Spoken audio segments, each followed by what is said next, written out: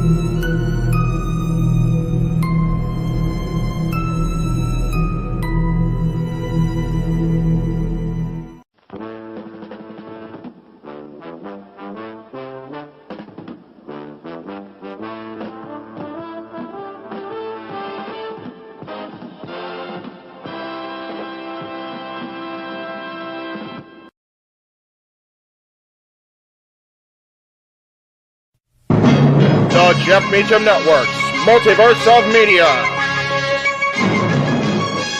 For over 15 years, the recognized symbol of excellence and the standard bearer in coverage of sports and entertainment.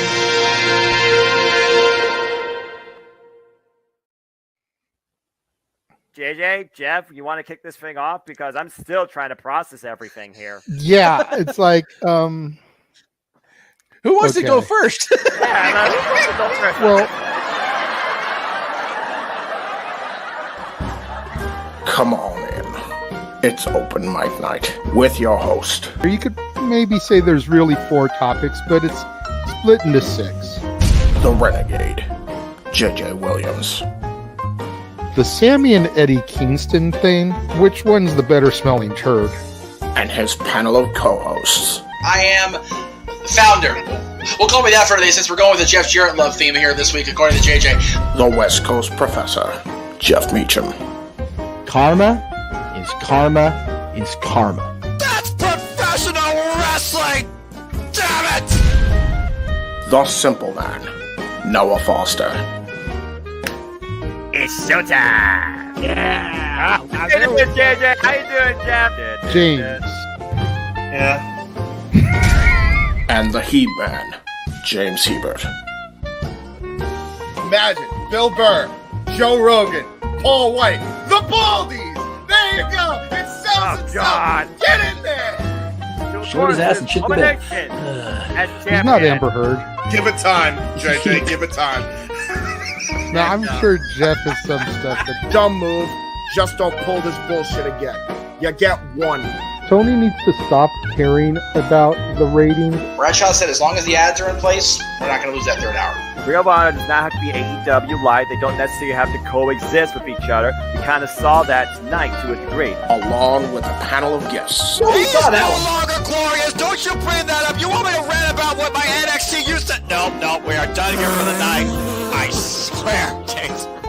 Because you never know who may show up for open mic night. I leave our company in the capable hands of an extraordinary group of superstars, employees, and executives. The first thing that came to my mind was, it's about damn time. Amen. I literally touched everybody in the state's trash. So it's horrible, you guys. Peyton's new thing is Dennis the Menace, but it's funny because she calls it Dentist the Medicine.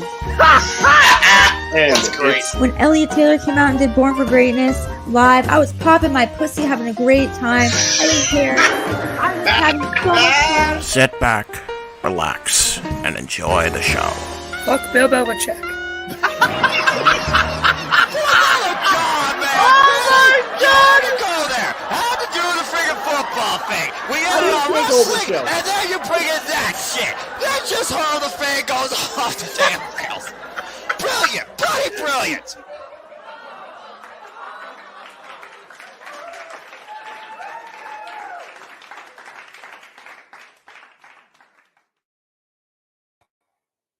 It's Saturday, and you know what that means. No, it's not time for that show. It's time for the greatest roundtable discussion on the internet, Open Mic Night, a Jeff Meacham Network multiverse of media production. I am your host and moderator, the renegade against tribalism, JJ Williams. And have we got a few good topics to discuss this evening? We're going to be discussing Billy Corgan wanting to bring back the territory system for the National Wrestling Alliance. We're going to be talking about Vince McMahon having a more defined role and no creative influence.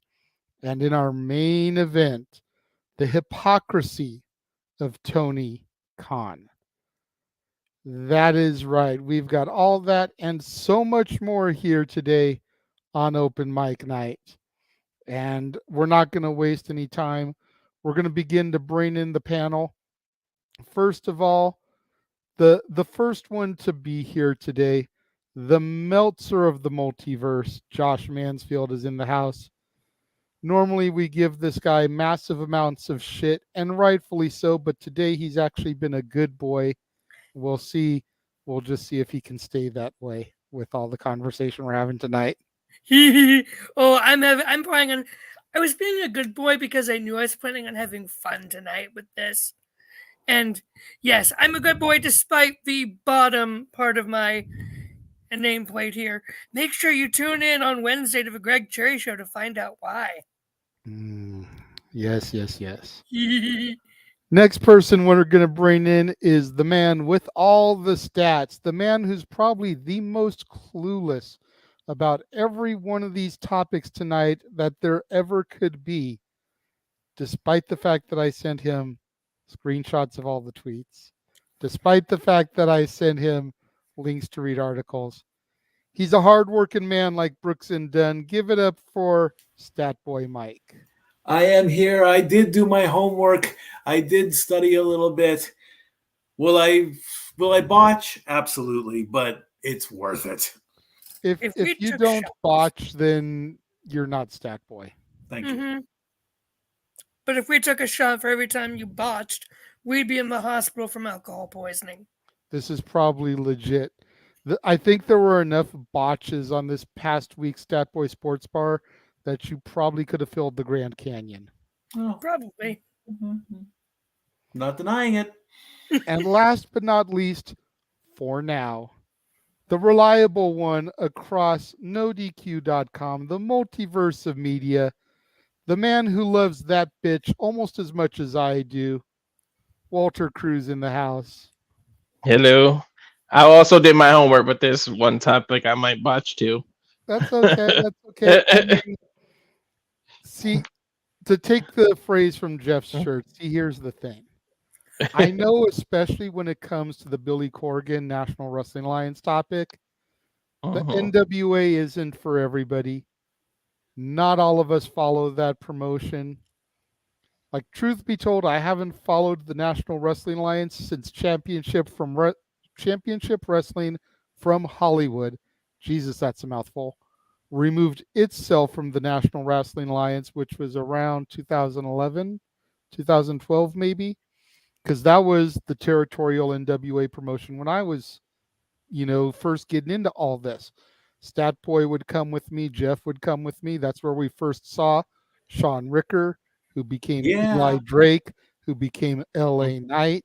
Yeah. That's where we first saw Brian Cage, who's now in AEW. There's Willie Mack, who challenged on Collision tonight for the Ring of Honor TV title.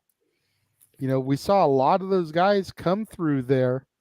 So it's just like that was our NWA promotion. And then once they withdrew on the heels of the 7 Levels of Hate series between Adam Pearce and Colt Cabana, again, 2 very prominent names in wrestling today still, the NWA, I just stopped following it after that point. But we're going to get into the National Wrestling Alliance, and we're going to discuss that a little bit. But first, how's everybody doing today? Tired. I hear you there. I'm doing well.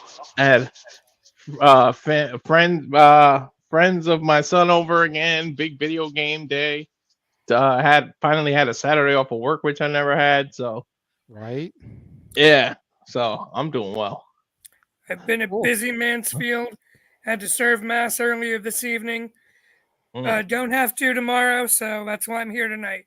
Good. I appreciate that, Josh. Stat Boy, how are you holding up there? Getting through the first week of hockey. Other Blue than Jackets. Go Blue Jackets. Yeah, fine. Other than that, it's all good. Work is work. House is house. Steak is steak, and cheese is cheese. If you know, you know. But just getting through it day by day. That's all you can do. Just day by day. That's cool. For the people joining us in the chat, just so you know, Noah Foster will be here this evening. He was at Collision tonight because it was in his hometown, Toledo, Ohio. So we're expecting him around the top of the next hour. Get back home from all that. You figure the show ended at 10 o'clock, your guys' time, I think. Yeah, because it ended at 7 our time. So it ended about 10 o'clock your time. So give him a chance to get home from traffic. Got to leave the arena, all that good junk. Sometimes leaving the arena is most of the time spent in traffic getting home from these things. I don't think he drives either. I think he takes I public. think he drives, but he doesn't drive to events because parking Yeah. is such a chaotic thing. Sometimes it's just easier to take a bus. I think What's Tatilla that? does the same thing. I think she drives, but because the forum is so close to her house, she just takes public transit to get there. That way she doesn't have to pay $25 for parking, wait half hour, 45 minutes trying to get out of the parking lot. Sometimes it's the easier way to go. But Noah will be joining us. Jeff will also be joining us this evening. He is currently at the LA Kings hockey game. Go Kings. Hopefully we'll have a happy Jeff this evening and they'll win. And we can at least keep the trend of them winning while he's in the building. But if not, then we're going to have a really pissed off Ginger by the time we get to our main event topic, which is going to be an interesting one already, because for those of you that follow what Noah preaches and they don't turn on notifications, you don't scroll, you just pop onto the socials, post a hello, and log right back off, you have no idea what the hell went down this week with Tony Khan. For those of you like the Meltzer of the multiverse over here who live on the social medias, holy shit, to say we were neck deep in bullshit is an understatement. Because there was a lot going on. Matt, good to see you. Of course, everyone, make sure you hit that like button. Safet, good to see you. That's right. It's Saturday, and you know what that means. Matthew with the comment of the night so far. Time for the spiciest open mic night yet. Yeah. Is that possible? I think this is going to get even bigger than when we did the Punk and Elite shit. For real. Like, when you think about how people got during that, I think this is going to be worse. And I wasn't even on for that one. Yeah. Almost everyone has behaved compared to Tony right now. Yeah. Josh is the least of our concerns compared to Tony Khan. But it's not really a high bar to set, but I'll take it. Well, King Mike says Noah and Jeff are the GOATs. Ken Terminated, though, points out that I am underrated. I appreciate you for that, Ken. Matthew, yeah, man, sometimes leaving the arena can take as long as the show itself. I don't leave till after everybody. I sit in my car. I don't fight everybody. I let everybody leave. I'm like the last one out. Yeah, I mean, when I would go to shows, we would usually hang out and try to get autographs and stuff after the show. Sometimes we'd be successful. Most of the time we'd be successful. Sometimes we'd strike out. We usually had better luck when people were coming in as opposed to leaving, because you figure once the show's done, they're tired. They want to go to the hotel. They want to get some food. But we did have a few really good ones. I have a picture in my folders. I know you'll appreciate this one, Josh. Both Bellas and Kelly got it after a show. All three of them in the picture together. Man. Kelly, yeah. I wasn't even a Kelly fan, but she was riding with the Bella, so it was like, all right, get in here, Barbie.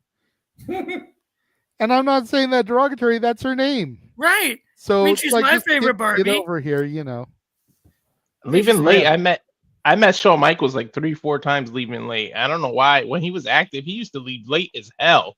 It's because he was such a heel. He didn't want to get beat on by the fans.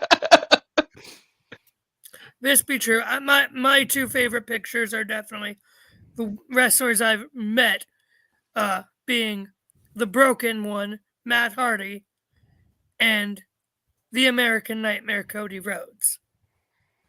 And those are pictures I will always cherish, especially the one with Cody in the ring holding the NEW World Heavyweight title. Nice. My favorite picture with Cody is the one where I have my bag on my head. When he was doing that gimmick. Went up to him. I was in line. I forget who was ahead of me. It was someone in our group, Jeff or his girlfriend at the time, or my fiance at the time. But they went up, did their thing with him, and as soon as they finished, I put my bag on my head, walked up, and you can see in the picture he's supposed to be full-blown heel. He's trying not to fall out laughing because here's a dude just came up to him with the bag on his head. I will admit, Cody Rhodes is the first heel I actually liked his vignettes when he was dashing Cody Rhodes and was doing the grooming tips. That was a good gimmick. Because I was in middle school at the time, so you figure middle school hormonal teenage boy me was trying to get all the tips I could get. So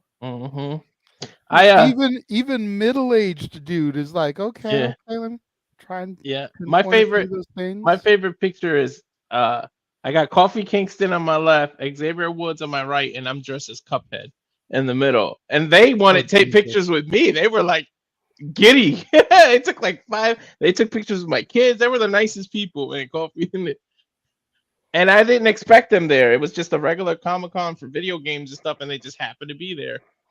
Mikey, would you say your favorite picture is the one you have with HBK? Oh yeah, absolutely. I mean, that whole day. I mean, it was the first time that I actually gave somebody a finished stat book, and I'm still a little bit no. Jeff cut the camera off a little bit too soon. It was the rest of the interaction. I asked him for a hug and he's like, and the last thing he said to me was, "Are these stats accurate?" And then Jeff comes up, "Yeah, they're Stat Boy approved." I'm like, that's how you end an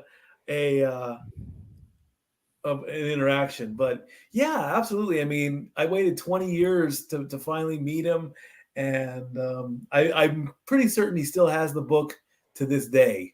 And it sort of became a trend. Billy Gunn got one, and Mark Henry got one, and eventually, I'd like this, if possible, I'd want to give one to AJ and John Cena. I know John Cena is planning on coming to Tennessee next summer.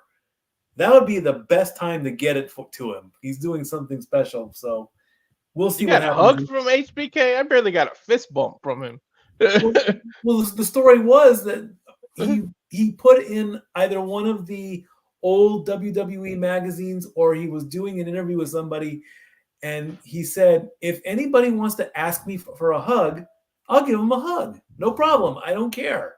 And so I said, can I have a hug? He's like, sure, bring it in. I met Mark Henry randomly at a Wendy's. In Connecticut, between Bridgeport and here, there's every time they go to Bridgeport, a lot of them go to Wendy's. Because I met a few of them at Wendy's. There's a pilot, a 24-hour Wendy's, and I met him there. He has to have his Baconator. Yeah, and Edge was at a diner when I met him. But did you break the rule? Did you let him finish his meal? I did, and I think that's why he appreciated it. He talked to me for like a good half hour. My friend was going to bother him, and I stopped him. I said, let him eat. He's on the phone. Don't bother him. And then I sat literally next to Edge, and Edge gave me the menu. And then when he hung up, he turned, he thanked me, and then he just talked to us for like a half hour. And it was a Monday. I'll never forget. It was a live event on Monday, so we didn't get to see Raw. He told us everything that happened on Raw. He was just talking to us about everything. That's the way to do it. Yeah, you gotta have that respect. Yeah, something that a lot of fans don't have. And I'm not singling anyone out in this room, because I'm sure everyone here has it, but just gotta remember they're people too, man. Mm-hmm. I do have to say, and I'm gonna go ahead and put Mansfield over here real quick. My 2 new favorite pictures are ones that he posted and sent to me today. First of all, LA Knight shaking the hand of the Phenom, The Undertaker, at NXT this past week. You can see Shawn Michaels right there too.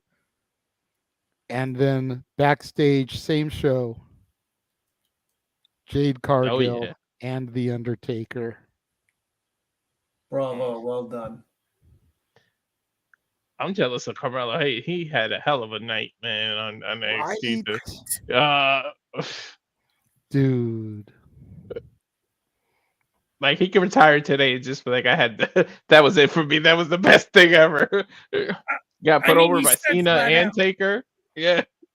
He said flat out that was the greatest night of his career. Mm-hmm. And he started the night with Cena, somewhat ended it with Cena, and then ended it with The Undertaker. Like, he got props from both of those goats. Like, yeah. He's going to the moon. Absolutely. Datilla said she met Anthony Bowens at the Golden Gate Bridge during Revolution weekend. That must have been cool. Just bump into him on the bridge. So, all right. I feel like bump into him. I feel like that's enough BS talk. Let's move into our first conversation. Going to start off simple, work our way up to the juicy stuff. I was asked to try to save the Tony Khan thing for as long as I can because Jeff wants to be here to discuss it. So first thing we're going to discuss is Billy Corgan, the National Wrestling Alliance, the NWA. He's talking about wanting to bring back the territory system within the NWA. You know, you think about Mid-South, you think about Georgia Championship Wrestling, you think about Championship Wrestling from Florida. All these things were NWA. Hell, the World Wrestling Federation was the National Wrestling Alliance territory back in the day as well. You know, and how all these areas had their champion, their regional championships, but there was the one world champion that would travel to all the promotions and get to work with their big top guy and put them over without losing to them, you know, help get them over in front of their crowd and their fans. And it made me think a little bit because on the one hand, the territories still very much exist. They're called independent wrestling promotions. Mm-hmm. PWG is a territory. EWF is a territory. And I'm naming ones out here that I know. You know, UPW was a territory. AWS was a territory. Like all these federations within the little area, these are, you know, granted, I guess a territory would be if all those were one big company that serviced the area. But still, like independent wrestling promotions are essentially territories. Scotland, don't they got that federation that's just in Scotland? That's pretty much a territory. You know, I mean, I'm sure where you are, Walter, you've got some indie feds local to you. You know, Josh, same thing. Yeah, we have Northeast Wrestling. See? Mikey, I don't know if you ever look into any of the indie feds that are near you. We've got Heroes and Legends and whatever's left of Smoky Mountain, if that's a thing. So, yeah. Oh, excuse me. Yeah. Save the gimmick for when we talk about LA Knight. Let's not get carried away. Yeah. Eastern Championship Wrestling definitely was one of the last NWA territories, at least for that era. Like I said when we first came on, you know, NWA Championship Wrestling from Hollywood was an NWA territory that ran back in like 2010, 2011, 2012. It's where we got close to Percy Pringle, the former Paul Bearer, before he passed away. You know, yeah, exactly, Emmanuel. There's one out here run by Rikishi. I forget what it's called. Oh, Knox Pro, I think, is what it's called. Or at least I think that's what it used to be called. Maybe there's a different one now, but doesn't Booker T have one in Houston? Yep. Reality of wrestling. So it's like the territory system still exists, but there's no governing body. That's the difference. And I'm wondering if what Billy Corgan really wants to do is try to get a governing body to bring some of these promotions together. The rumor is that the first one that's going to come into the fold, forgive me for not remembering the name of the promotion, but it's the one that EC3 has set up. It's not the Control Your Narrative. That's long dead, but it's some other federation that EC3 has started. Now that he's the NWA champion, that's the first one that's going to kind of come into the fold. That way he can be training, working with people, similar to an NXT, and I think they want to try and use these other territories as kind of like developmental. You get the guys from the local area that want to be wrestlers, cultivate them, train them to where they're good enough to then go on to the NWA pay-per-view shows or Power, whatever it is they call their TV broadcasts, and try to get a little bit more exposure. And I think Billy Corgan, with his business acumen, and I'm going off of his, rock band, Smashing Pumpkins, I think he's got the right mindset to be able to do something like this. It's just a matter, I think, of what promotions he brings into the fold and who the heads of those promotions are. Because you don't want people that are going to be super controversial. EC3 is controversial enough, but I think he's calmed down some since trying to start Control Your Narrative. That's why he's able to be the NWA champion. Plus, let's be real, anything is better than Tyrus at this point. Amen. And I love Brodus.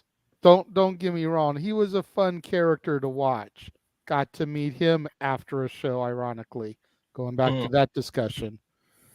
But he was an NWA champion material. Not when you look at the legacy of Flair, Race, Briscoe, Rhodes, Steamboat, Steen, even into the TNA era, Jarrett, Styles, Christian, Raven, Scrap Daddy, Tyrus. It just don't fit. It don't fit. But, and again, I'm not trying to harp on him, but I think as long as Billy can find the right fed with the right head, the person in charge, I think this could be really good for the NWA. Because a lot of the reason why I watch the NWA when we do our watch-alongs and stuff for it are the ex-WWE guys that are there. Makes sense. The Chris Masters, Trevor Murdoch, Brodus Clay, EC3. These are the guys that I tune in to watch because I know them. I have a connection to them. I'm not tuning in to see, these upstarts. I watch them as a result of tuning in for these names, but that's not the selling point to me. You know what I mean? Not at all. I got you. So we'll go around the room now. Who wants to be first on this topic? Give your thoughts about it. I'll go because I'll be quick because I'm not in the NW. I say, try it. Go for it. If you feel like you got an idea, do it. You fail at 100% of things you don't try. So you might as well just try and see what you do. I don't know if he wants to do like the old school back in the day handshake deals and then say, we can cross promotion as long as you don't try to bury my guys and we can work together. And then we'll see a true Forbidden Door. So, I mean, like I just said, you fail at 100% of things you don't try. So who are we to tell people not to try things? If he can lay it out with a real business model, go ahead and try it and good luck. I mean, that's all I can really say because I don't follow NWA enough to know about this. Fair enough. Mikey, Josh, who wants to go next? I'll go. I'll say first off, good sports reference, by the way. Well said.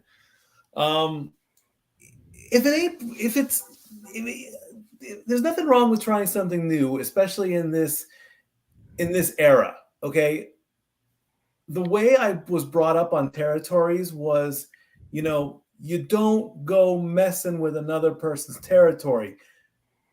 Vince took it and ran and made what is now the WWE. You know, a lot of the territories were sacred. You know, it's like, you don't mess with this guy. You don't mess with this champion. Otherwise, you're through. But Vince is Vince, and he's going to figure out what he wants. So this can teach the current generation of what it was like in the past.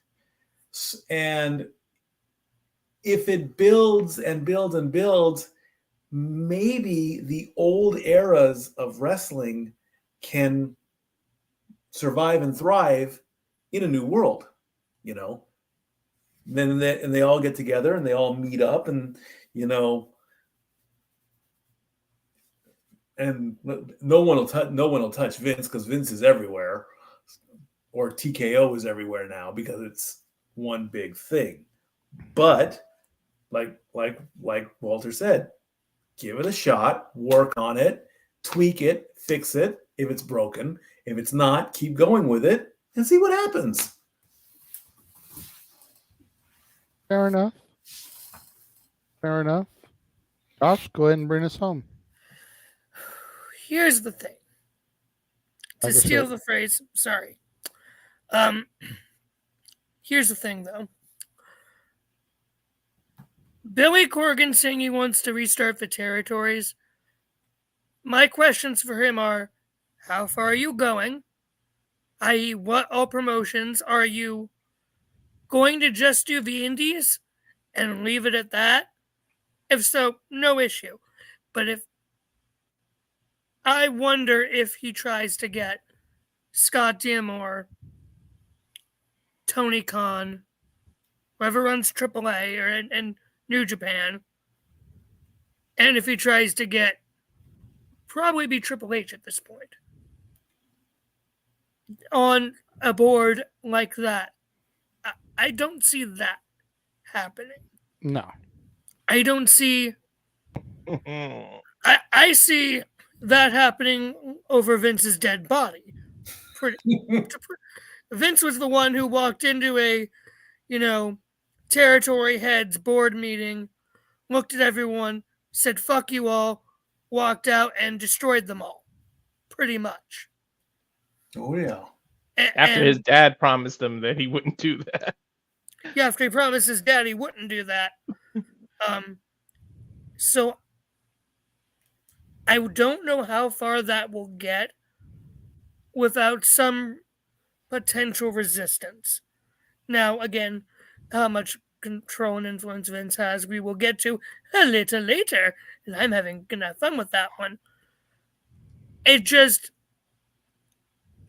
The real question just is, for Billy Corgan, how far are you going to take it? Who are you going to get involved? And who all is willing to play ball? I think that of those three questions, and if he answers those, will determine how it looks. Because I was never alive during the territory days, like the rest of y'all were. I mean, Way to make us feel old, man. Right? You're already a freaking fetus. I gave you so much praise, Josh, for being a good boy, and then you want to make that dig, bro? Come on, bro. Don't make me go full Russo, bro. Turn it off, bro. Oh, fuck that old jabroni piece of shit who doesn't know how to write worth shit. Him and Corny can both go. Tell us how you really feel. Now, so that's really just the question, is who is he all trying to get for this? Because if he's trying to get AEW, Impact, and WWE into a territory agreement, that's not going to happen. No, I don't think that's the plan. I guarantee you, if Billy Corgan tries to do that with all his little indie promotions and tries to make a territory thing viable to rival Impact, AEW, and WWE, mostly AEW and WWE, and let's be real here, I would not be surprised to see Tony Khan and Ari Emanuel putting bygones be bygones and burying that shit ASAP. Yeah, but if I was Billy, I would avoid Tony for a little bit right now. Yeah. We'll see how long Tony's still around here once we get to our main event. But I mean, to be fair, Billy Corgan has had the NWA title on Tyrus on Fox News. So, granted, do they really need an excuse to want to bury Billy Corgan right now? That's true. Murdoch had the title for a while too. Didn't he hold the title for a while when he? I'm sorry, Trevor Murdoch is not a world champion. I don't care. Yeah, okay, but he Josh. Okay, Josh. Trevor Murdoch or Tyrus? You can only have one. Neither, please. No, you have to pick one. That's not an option. If I unfortunately had to pick, it would be Trevor Murdoch, probably. Okay, that's my point. Me too. Me too. Point. That's my point. He's like Jinder Mahal in terms of Damn, don't believability. hinder the Jinder. Fuck the Jinder. At least Murdoch's got some history in the business with dads and uncles. Right? At least he has it in his At least blood. he's got the legacy going for him. But yeah, that's just my point. Billy better be careful how he goes forward if he tries it. But if it's good for the business, good on him. Just get your shit off Fox News. All right, I'm good. Yeah. Tyrus didn't look good as on Fox News with that title and as your representative He looks at worse all. in the ring. I mean, I don't know. Like, I thought it was good for the company because he was already employed by Fox News. So having somebody on the air on a regular basis with the 10 pounds of gold bringing exposure, like him or not, that was a good look for the company. Mm-hmm. You know, I mean, it would be like if JBL, when he was the WWE champion, was on TV every week doing his money stuff and financials. You know, like that would have been a hell of a look. Huh? Yeah, until he did the Nazi salute in Germany. But he wasn't champion at the time. Nope. Right. That's the thing is, yeah, I'm positive. He was just a commentator when he was doing If he that. had been champion when he was doing that, that would have been big. It's the same thing. Okay. And NWA had that going for him because considering the legacy of the National Wrestling Alliance, considering where they are and where they've been in the past, having their champion on that show on a consistent basis, I never watched, I don't know if it was daily, weekly, whatever, but on a consistent enough basis, brings eyes to the product. People want to see who he's going to fight next. It's smart business whether you liked Tyrus as champ or not. Yeah, I'll give you that. It was smart business and it was an intelligent decision to try to have that. It just personally didn't make me want to enjoy the product anymore. Yeah. But who knows? It could have turned some eyes to it. So just for the record, Noah just messaged me that Collision just ended. So obviously there was quite a bit of stuff post-show that they did. He'll be home soon, and he has virtually no voice, but he's still coming to the show, baby. Woo! Now, in just to one actual question to stall for Noah, I have an interesting question concerning when it comes to NWA territories and legacy and lineage. Does WWE still recognize current NWA title reigns as world champion, or when did they make that split? Do they consider the WCW title the continuation of the original NWA title? I think they do. They do. They consider it for certain people, but not others. Because think about it this way. Ric Flair is still called a 16-time world champion. Some of those are WCW reigns. Some of those are NWA reigns. Then there's, of course, the WWF run. When Christian came back and entered the feud after his TNA run, they acted as if he'd never been a world champion, even though he had been champion over there. That's what I'm with saying. the When did NWA the champion. split officially? I want to say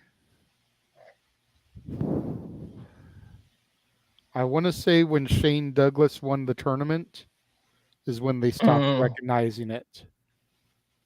Yeah, because they don't recognize Shane, but not for nothing. Yeah, for real. They barely recognize him as a former Intercontinental champion. Yeah, they hate Shane. Yeah, Shane Douglas as Dean Douglas is a former Intercontinental champion. Okay. Yeah, all for 8 minutes. Yeah, You know and then what? Razor Ramon. It's about whooped as that long ass. as Andre the Giant held the world title, but they recognize him, don't they? Yeah, Actually, fair I enough. think Andre held the title less time Yeah. because he handed it straight over to Ted DiBiase, who Sure. And they isn't don't- recognized. I was just And going to say think he Ted isn't DiBiase- recognized. He purchased Jeff it. isn't even here to rant about that yet, JJ. I'm just saying, I've been around Jeff long enough. I know his diatribes about that. I'm just I'm saying. aware. Despite the fact Shane Douglas. DiBiase's might be going to jail. Well, that's a whole other conversation. DiBiase is the What happened. equivalent of one of us buying the replica title, basically. Right? For real, though. Like, Yeah. it's like me claiming to be the X Division champion just because it's sitting here over my shoulder. Yeah. Now here's a question. Shane Douglas won that tournament when? He didn't even win a tournament. Shawn Michaels got injured, forfeited the title. They gave the belt to Dean Douglas. Not the IC. Oh, the I want to say that was 94. Oh, 94. Yeah, before he became Intercontinental Champion. He won the NWA Championship in a tournament at the ECW Arena, threw the belt down, said that the ECW Championship, the Eastern Championship Wrestling Championship, is now to be known as the Extreme Championship Wrestling Championship and is the World Championship. And once that happened, the NWA really started to enter its decline. It wasn't until the TNA era that it really kind of came back to prominence. So, if I may, WWE would technically consider that, because if he was the original ECW champion in that respect, they would consider, I'm going by WWE lore here, not actuality. Mm-hmm. They would consider the NWA title merged with Eastern Championship Wrestling into Extreme Championship Wrestling's world title at that point. So Probably, then that yeah. lineage would continue up until Ezekiel Jackson. Probably, yes. And so any champion calling itself the NWA champion before or after is illegitimate to them. Probably. That makes more sense. Knowing WWE logic, probably. Okay, then that makes sense. Although Triple H did kind of allude to it last night on SmackDown when he referred to Adam Pearce and Nick Aldis, which just warmed my fucking heart. Oh my gosh, that was beautiful. If we want to talk about NWA and their guys being main stars, I mean, Adam Pearce and Nick Aldis were sharing the ring with fucking Triple motherfucking H, damn it. Yep, and me and Mikey and Jeff watched Pearce go to war with Cabana over that title, man. Oh, yeah. You can still find a good amount of those matches online. Look up the 7 Levels of Hate. It was some shit. It was glorious. More glorious than Bobby Roode, goddammit. It was glorious. Yeah, I mean, I was getting emotional for Adam Pearce. Not gonna lie, last night. I want to meet back up with Adam again because we met him all those years ago with 10 pounds of gold with a beer in his hand. I want him to come out here, and I wouldn't want to meet anybody right now but him. Like, you remember those days? I was that close to getting to see him again. The SmackDown that I went to that was at the Toyota Arena. Didn't even go inside. I just drove out there to try to meet the wrestlers as they came in. Called out to him, tried to get him to come over. He acknowledged me, but he didn't come over. And every freaking fan that was out there was like, "Who's that?" Oh, I almost went to jail bitch slapping all those fans. It was like, dude, how do you not know Adam Pearce? Like, first of all, he's the on-air authority figure. So clearly you don't fucking watch or else you'd know who he is. Right. Second of all, he started at Ultimate Pro Wrestling in Orange County, California. That's where he cut his teeth and made a name for himself. Thirdly, he was, I want to say, the second Pro Wrestling Guerrilla Heavyweight Champion, defeating Frankie the Future Kazarian. Yep. Who loves to pop in on our He's got shows? lineage out here. And you want to try and act like you don't know who the fuck he is? And that's not even talking about the NWA title run. Bruh, get away from me with that shit. It's like, and then the only person I did end up getting a picture with is now the most hated man in the company, Dominic Mysterio. Nice. I love Dom Dom. I do too, man. Yeah, I love Dom too. I am I so called happy for him. For real. The fact that Triple H acknowledged yes, the meme. I was just gonna say, the fact that Triple H put all the internet journalists and shit talkers to shame. I thought all this noise was just piped in. I didn't realize it was really this loud out here. That was awesome. That was Like, great. man. And then handing Dom his own mic and be like, "Here, use this one. I don't think yours is working." Like, good on Dom. The fact that he got screen time with Triple H. Right? Yep. That was, I know we are completely way off topic and in the weeds after this, but hot dang, good on Dominic Mysterio. Like, kid, I was a supporter from him from day fucking one. I was too. I said it on When the him and Rollins were gonna have their SummerSlam match, I freaking was behind him. I said that match ruled, that he was gonna go far, and people were like, "Oh, bleh, bleh, bleh, bleh, bleh." I'm like, no, shut your fucking faces. Let the boy cook. I said it on And the now he's review that he cooking. was going to be Thank big. you, mommy. Mhm. Sorry. No, you're good. You're good. I mean, it's all right. Real things back in. That was pretty much the first topic. We got through that pretty quickly, kind of like I figured we would, considering, what it was. We do want to take a moment here and acknowledge the fact that all of the channels have viewers on it. Woohoo! Thank you very much. We greatly appreciate everyone's support. Remember, if you would like to dictate the conversation, if there's a question or a topic you'd like for us to discuss, super chat. It's as simple as that. And if we can raise $200 in super chats just on the Casa D18 Studios channel, then when we do our Halloween episode, El Renegado de la Lucha Libre will make his return for the entire episode. Uh-oh. So, but it's got to cost, because that we're talking 4, maybe 5 hours in that mask. I'm not going to do it for no $10, $20. No. $20. Or, excuse me, $200. That's $50 an hour, basically. I'm getting paid to be in that mask. I feel that's fair. It's a lot to be in that mask. Because I remember when I first put it on for that one show, where I think I did charge like 20 or 25 bucks. It was kind of warm being in that thing for, I think it was like 30 minutes, maybe 45 minutes I wore it. So if I'm going to do it for the full episode, I need $200 in super chats come across the Casa channel. Doesn't have to all be in one super chat, but it needs to be across the Casa channel. And you've really only got 2 weeks to do it, because the 28th will be the Halloween episode. Yes, on the 21st is Haunted Hangman, but the 28th is the show just before Halloween, so that will be the Halloween episode. So we've got 2 weeks to do it. Just how bad do people want it? That's the thing.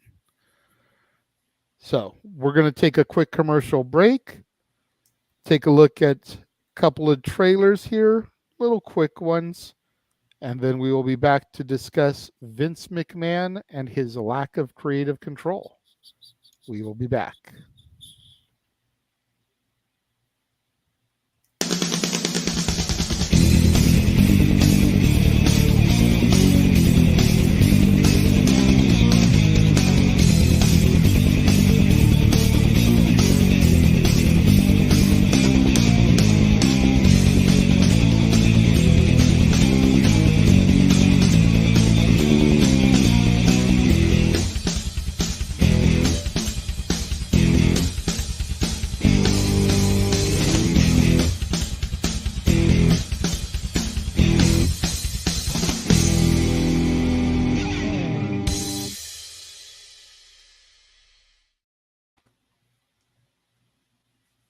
Hello pals, Alyssa Marino here, and as a friend of Parker Kane Promotions, I am super excited to share the awesomeness that they've got in store for you this November at WrestleCade. You'll be seeing the world-traveling Capital Championship Wrestling Global Fighting Champ Rebecca J. Scott, a rising star who's been featured on Ladies Night Out, MCW, and more, the stunner Emily J., an internationally traveled talent who you've seen on NXT UK and Stardom, Angel of the Ring Zaya Brookside, and NWA World Women's Tag Team Champion Chicago's Sweetheart Missa Kate will also be appearing live. It's all going down WrestleCade weekend in Winston-Salem, North Carolina. You can catch these stars brought to you by Parker Kane Promotions on Saturday, November 25th from 10 a.m. to 3 p.m. And be sure to stick around for Ladies Night Out the following day on Sunday, November 26th. You can get your WrestleCade weekend tickets at WrestleCade.com. There we go. Just showed you some of the friends of the Multiverse of Media and where you can find them and follow them. Check out what's coming up from Parker Kane Promotions. Shout out to Big Baller G. Just got a comment in the room from Noah. So freaking damn spent. My God, what a night. I love AEW. So much fun live. Up there with Impact Live experiences for sure. He did private message me before posting that, saying that he's ready to collapse face first in his pillow. So expect short to the point responses from him once he gets here, if any at all. Mm-hmm. That's just the loyalty of the simple man with the spectacular voice, man. He's ready to go home and just pass the fuck out from all the energy exerted, but he is still going to be here, still going to perform for everybody. Just don't expect long rants and diatribes from him. Oh man, I may try and get something out of him. We'll see. Don't poke the bear. Right? It's Noah. I have to. Especially a hibernating bear. Or a It's bear Noah. ready to hibernate. Yeah. Speaking of poking bears. So the next topic, one I know Josh is really looking forward to discussing. The rumor going around that Triple H is in full creative power once again, that Vince McMahon has zero. Go ahead, Josh. You look like you're chomping at the bit to get this out there in the open, so I will let you go first. We're an hour in, so feel free to spew whatever dialect you really need to get out there. But if you start getting too out of control, I will mute you. Fair? Yeah. Okay, go ahead, Josh. Bow down to the king. Thank God Almighty. The news has come out from multiple different sites some of the wrestling news sites, and now, as of today, Sports Illustrated has also confirmed with their sources in which they put out their article they put out today. Let me that interrupt Ari you real- Emanuel, Let me interrupt you real quick, Josh, because teleporting into the command center, we do have Datilla joining us now as well. Hey guys, I like how you always say I'm teleporting out of the command center. Actually, I was just at Angel Grove Park not too long ago. So, Oh, there you go. Go ahead, Josh. Continue. So, Ari Emanuel has basically, from all intents and purposes, told Vincent Kennedy McMahon, sit your fucking ass down, so go stand over there in the corner like a statue. Don't you dare get involved in creative. Because it had been rumored since WrestleMania, especially the night of after Mania, that Vince kept interfering remotely to change things. Yes, Emmanuel. Triple H had at most control, but Vince would typically remotely chime in to change things on the fly. And you could tell really what shows were Vinceified, which ones weren't. And once the merger happened, you could sort of see that there was a change. I think that change was really prominent. You could see on Monday with how many of the female superstars were showcased. Bronson Reed getting wins, tag titles and Intercontinental title being as prominent as they've been. You could just sort of see something happened. And then it comes out that Vince has been told you're no longer in creative. Because Ari Emanuel has that power as being in charge of a whole damn company. And the fact that Vince got played like this is karma at its most beautiful. If in fact this is the case. Because I heard one wrestling website founder say, and I've been looking for this specific article or board results to solidify this. He claimed that when they had the vote to put Vince back in power in December of 2022, that Nick Khan voted against Vince returning. Wow, there's a Khan wow. is also good friends with one Ari. And then put 2 and 2 together, get 4. Vince, we know, wasn't going to sell the company to anyone who wouldn't put him back in power fully or make it seem like he was in power fully. That's why WWE was never going to sell to Disney in any way, shape, or form, because Bob Iger wouldn't have any of that shit. Let's be real. Ari Emanuel, what's he do when the merger happens? He goes, in that interview that him and Vince do, publicly kissing his ass, biding his time. The second that the deal is closed and TKO and Endeavor is 110% official, okay, Vince, go stand in that corner over there. You're done.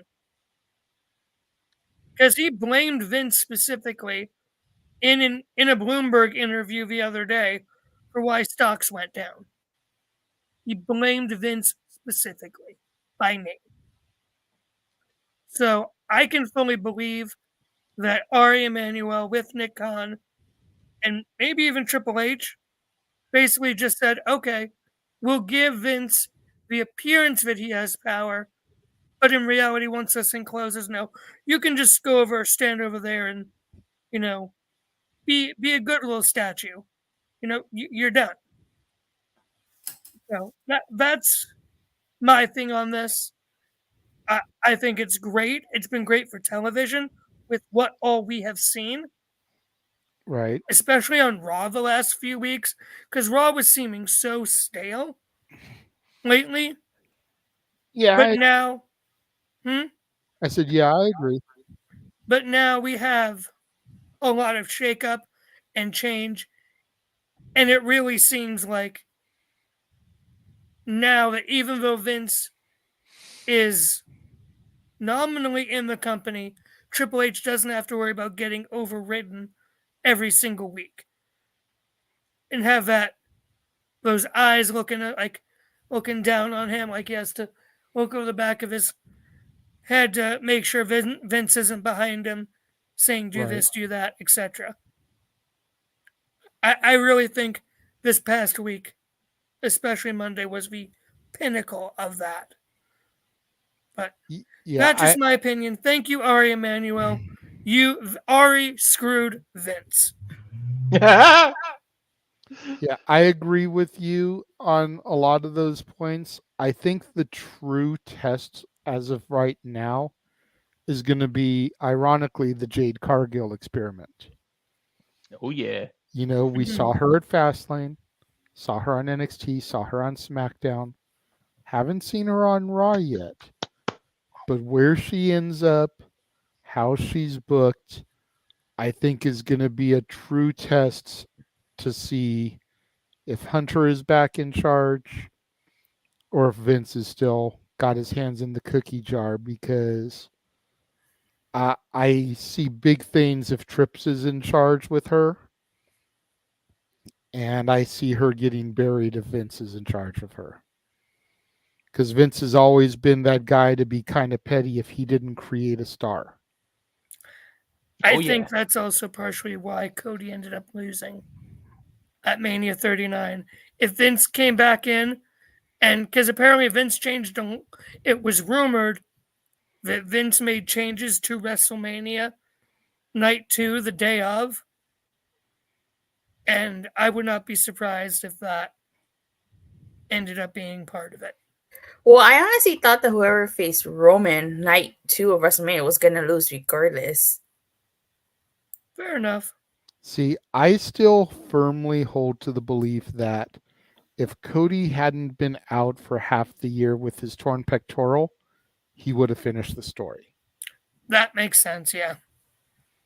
I mean, you don't make a dramatic return at WrestleMania 38, wrestle 3 consecutive pay-per-views against one of the workhorses of the company, go out on injury, come back at the Rumble as a surprise entry at number 30, win the Rumble, and then win the title at WrestleMania. And you're active in the company for 6 months out of a year. If he had been there the entire time, I still think he would have won the title. Because he would have put the work into finishing the story. And I think that's why they decided to not have him win. He'll probably get the victory at WrestleMania 40 if that's what they're going to go with. There's still a lot of stuff on the table where they can take it. Whether it's Rock Roman, Roman Solo, Roman Cody, Roman versus whoever wins the Rumble if it's not Cody. There's still a lot of ways they can go. Yes, CM Punk, Gunther. You know, we could have a Hogan Warrior moment here with Roman and Gunther. There's still a lot of stuff that they can do. You know, part of me kind of believes now that whoever Roman faces at WrestleMania, I hope this doesn't happen. Part of me kind of thinks that Roman's walking into WrestleMania 40 and walking out of WrestleMania 40 as champion, because that next record would be Hulk Hogan's record. And he has to hold on until what, September? Personally, I think he should lose at WrestleMania 40, but I don't think that's going to happen. I don't know. I mean, a lot of people are saying it's going to be the story of Rocky Balboa. You know, the first movie, he came close to besting the champ. Didn't quite do it. Second movie, he finally beat Apollo Creed. Became the champion. Well, I haven't Where does watched Rocky movies.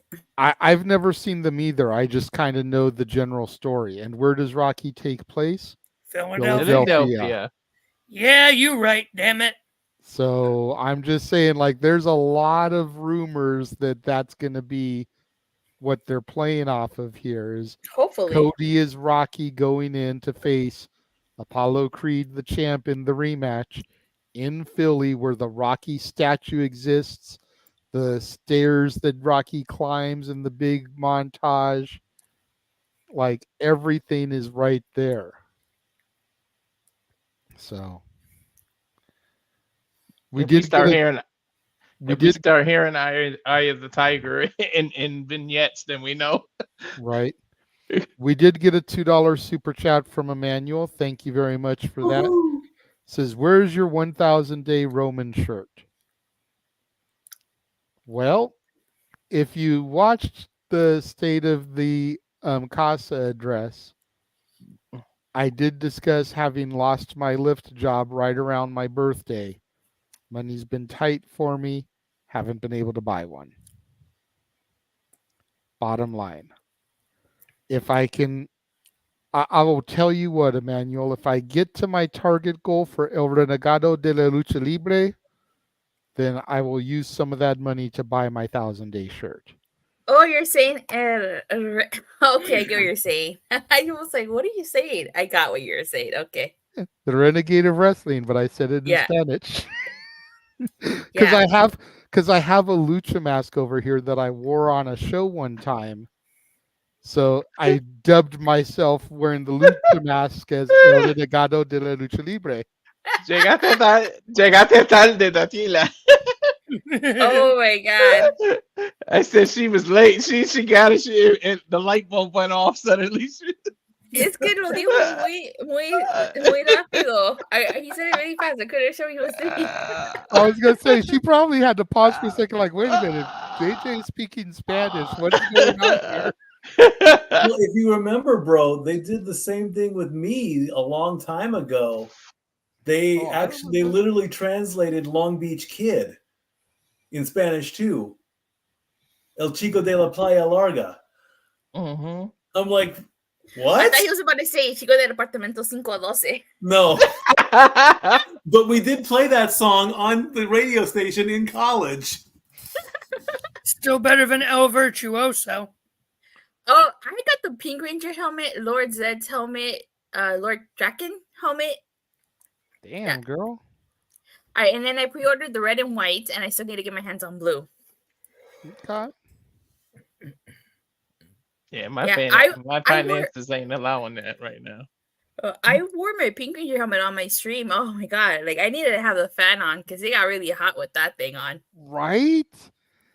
Same thing with the lucha mask, and that's like, softer material, but I wore it for like 30 minutes on a stream when I first got it. I told people like if they wanted to see the debut of El Renegado de la Lucha Libre, it was going to cost them like $20-25, whatever it was. And they ponied up, so I did it. And I was on the show for the rest of the show with it. But with Halloween approaching, I was like, dude, if y'all want me to do that shtick for the Halloween episode of Open Mic Night and wear that for 4 hours, it's going to cost y'all $200 in super chats because it's uncomfortable and hot. Yeah, I think that if I were to wear my Pink Ranger helmet, I probably would want to turn my AC on. Right. So that it's not so hot in there because it gets hot. And I don't do well when I'm hot, so I can imagine JJ too. Like, ugh. I mean, I'm hot just by this. So shut up, Mansfield. I was hot. The kids were playing the VR headset, man. I was playing the boxing game. I was like, oh, yeah, enough of this shit.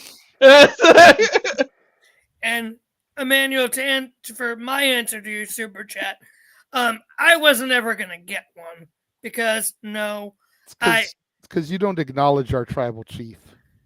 I will acknowledge when he gets his ass handed to him. But fair. I mean, Emmanuel, I do see your second $5 super chat. Let's finish the Vince topic, and then I will get to that, okay? So just know it's been started, and I'll come back to it. Yeah. Go ahead, Josh, you were saying. No, just saying I was originally planning on wearing my Triple H shirt tonight to discuss the topic we're currently on, just because how excited I am because of it. So...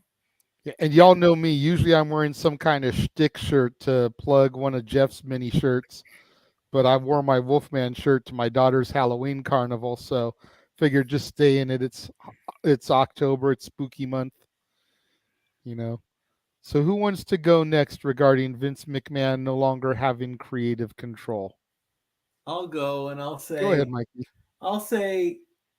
Now people can relax and sit back and enjoy Raw the way it's supposed to be, without Vince being there. Now, me personally, I'm clueless when it comes to who's producing. Okay, I can't tell who's producing what from where. I just can't. Okay. Even if I hear, and this happened, I think, at WrestleMania, where this person produced this match, this person produced this one. Mm-hmm.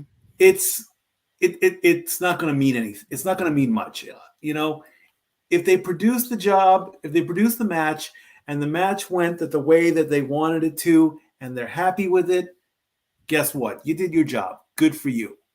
If you're not happy with it, we don't need to hear about it because it's a negative thing. We don't need to hear, oh, well, Shane Helms was not too happy with the match between Gunther and Chad Gable on the show, so he decided to rip into both of them.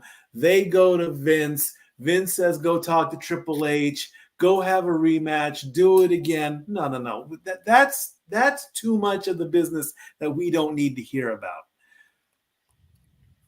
So, you know, just sit in your chair, watch the show, and don't worry if Vince is taking over, because apparently he's not. Okay, fair enough.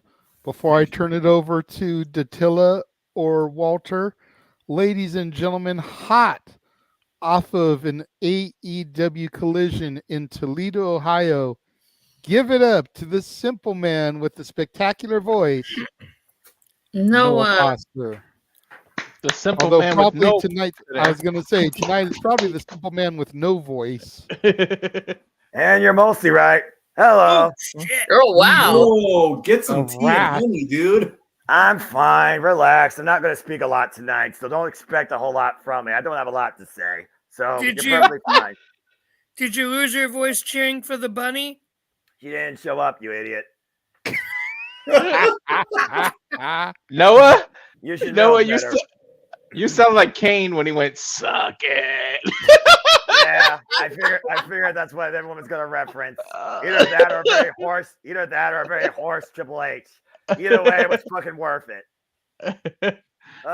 Anyway, continue the conversation. What the hell are y'all talking about? Before we get further in the conversation, I just have one question for Noah.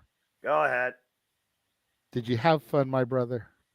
What's the answer I'm looking for? Fuck yes, I did! God, I love you, Noah. Yes. 4.5 hours of professional wrestling content. Damn it. But you digress. You're damn right I do. Continue. So right now, Noah, just to catch you up to speed, we're discussing Vince McMahon no longer having creative power and Triple H presumably being back in full creative control. Dattila, Walter, who'd like to go next? I think it's hilarious. I think it's so hilarious that like Vince did all of this so that he could get what he wanted, and now it's once again being taken away from him. Right. I couldn't help but to laugh when I read the report. But like before I continue, and if he gets booted out, he can't weasel his way back in this time, right? Nope. I don't think so. No. Yeah, that's what I was wondering. Yeah, Vince got played. Simple as. Yeah, I think maybe Ari probably was like, I'm gonna take the company from him, and then like when he least expected, it's just remove him little by little, probably, so that it's not as bad for Vince. I think that the telltale sign will be when Stephanie comes back. I will say this. You could see a changing creative, certainly. You know, I know I've talked about this before, and I'll say it again. The Raw after Mania one of the worst shows I've ever been to in all my years attending shows. I still want my money back for that show. Damn. Yeah, and I honestly felt so bad for the people that were from out of town, stayed that extra night for that show specifically, and it was arguably one of the worst shows I've ever been to. But yeah, you could definitely see a change in creative. I'm not bored half to death watching Raw and SmackDown, so and mind you, I watch it on East Coast time, so it doesn't put me to sleep. Because if I was watching it on West Coast time, I'd probably be asleep before Raw ends.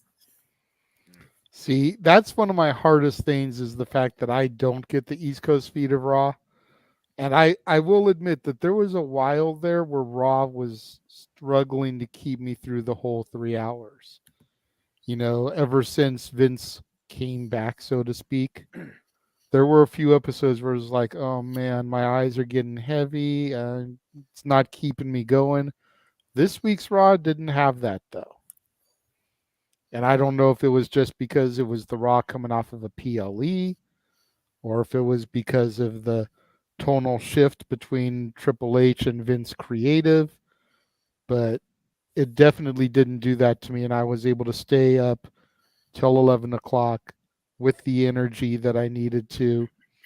And hopefully that'll continue that trend, especially now that I'm going to be reviewing Raws and stuff. So, whatchamacallit, you could also tell we're not getting the same main event week after week. So that's a huge plus. Yeah.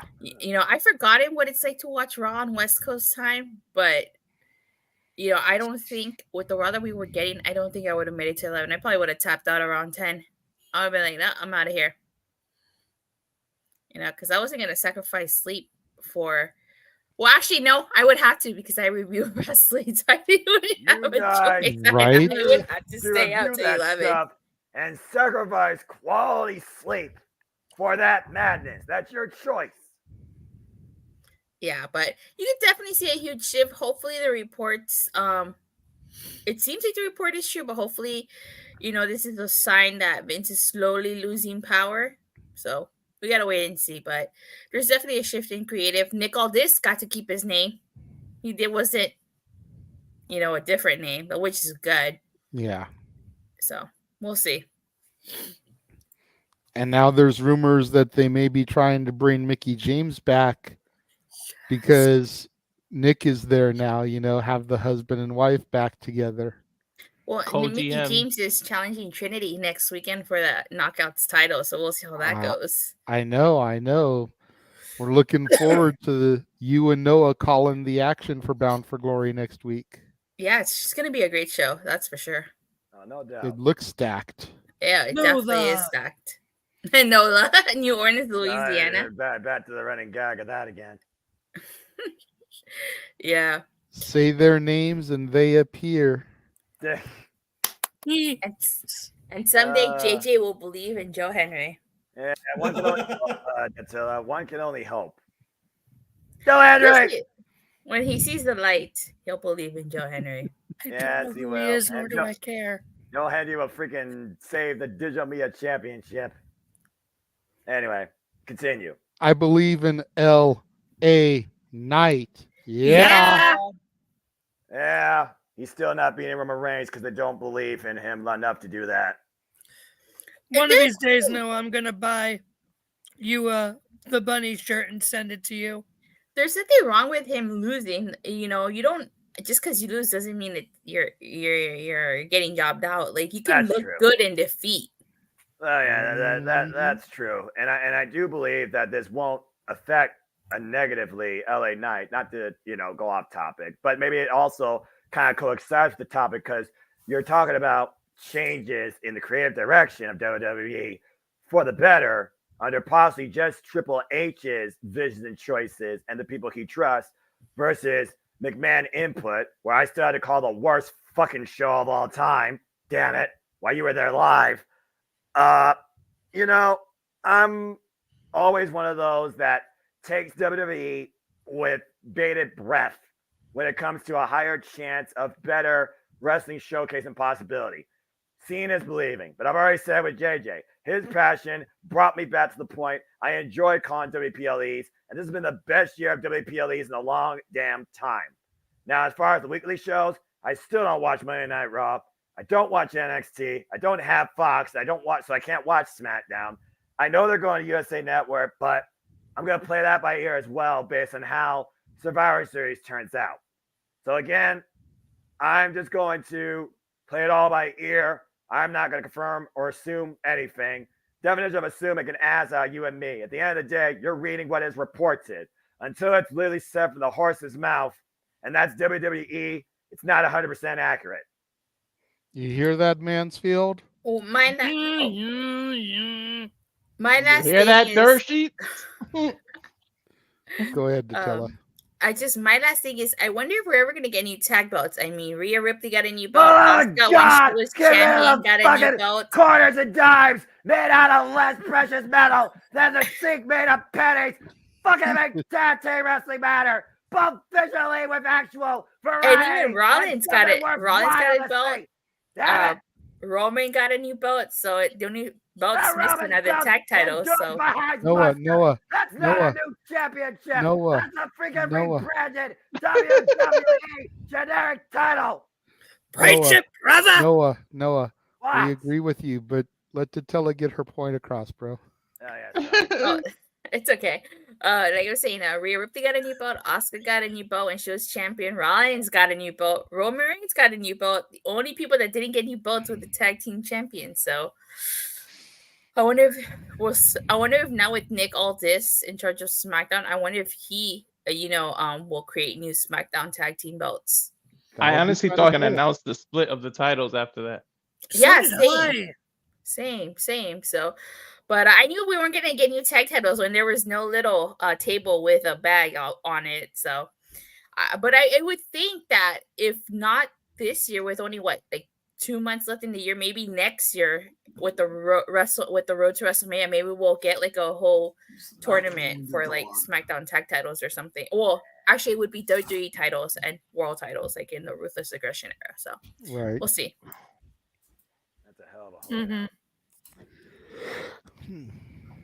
Oh, that's it. Okay. Who else would like to speak on this? I think it's just Walter and Noah now.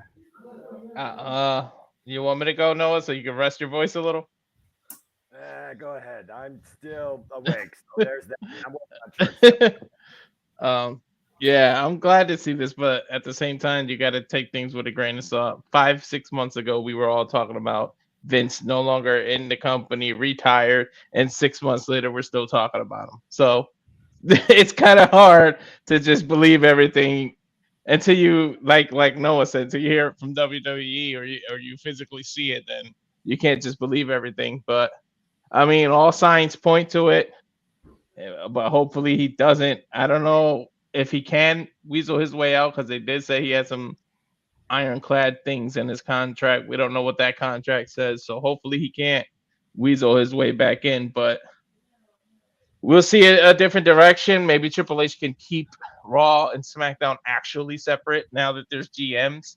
Just please don't go back to that brand supremacy bullshit for Survivor Series. Leave it at War Games. Don't go back to that crap. That, oh, hey, I was blue 2 days ago, but now I'm all about red and I got to defend. Don't do that crap. That has been written all over it. But if we see War Games return, we know Triple H has his power. And then hopefully we just see a better product. I'm all about competition. Both products from more than, even though we talk about WWE, but from all companies, I would love to see, because it's all about professional wrestling, as Noah says, all the wrestling. So and sports hopefully Triple H can do it. Yeah, and sports entertainment.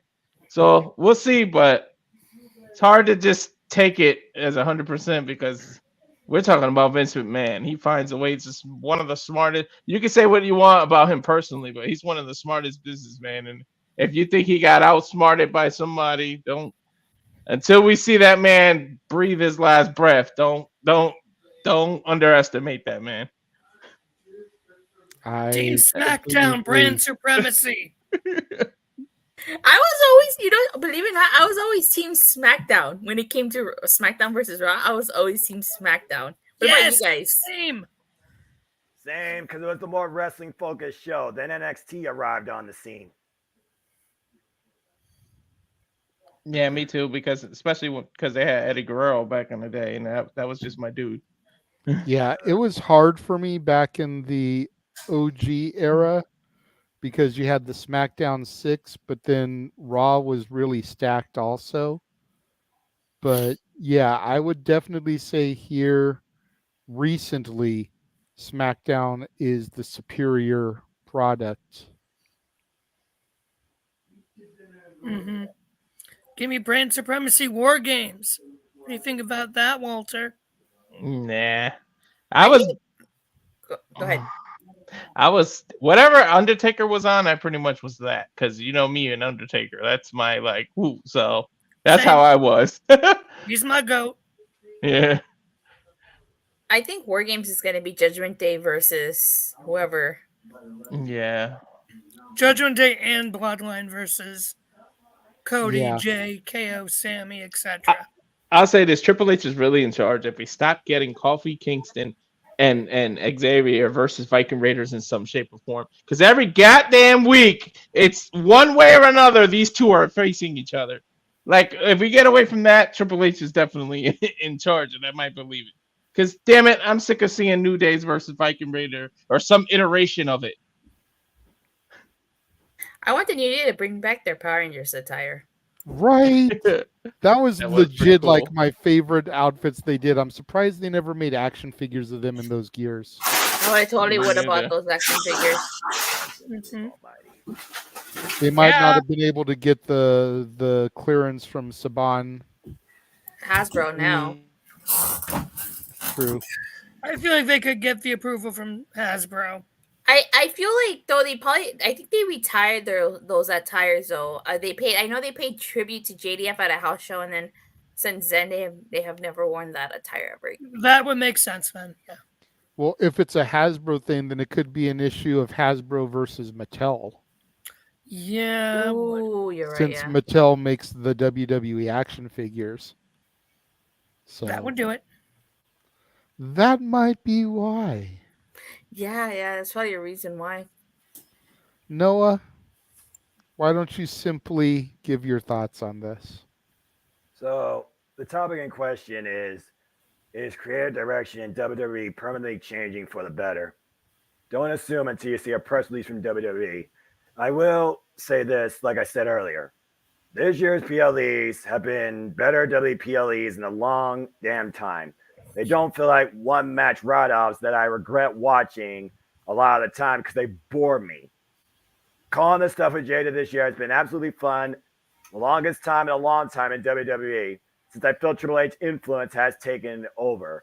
Now, this whole idea of brand supremacy, brand split, LOL, kiss my ass on that shit. I don't believe that for one damn second until you get rid of the strawberry and blueberry straps and you don't have cross branding across all three brands, where NXT at the end of the day is still looked at as should only be looked at as developmental. As far as War Games, Bloodline, Judgment Day, because you don't have a 4-person faction besides Judgment Day, I guess that makes sense. And as far as makeshift rivals, maybe that's the way you tease the road to WrestleMania with Roman and Cody and Jay and Jimmy and insert tag team alpha mega subplot here. I don't fucking know. I'm not really sure, but I do like the idea that Raw and SmackDown are led by two brilliant wrestling minds that don't make it about themselves. They make it about the talent. That right there does give me more optimism to believe there is positive changes that could come to the WWE. But I'm still holding out when it comes to anything WWE, because the one thing you have to always consider, that parasite Vince McMahon still has his grips with this brand one way or another. And until that's removed from the hind end of this company, I will always, always, always consider Vince McMahon influence.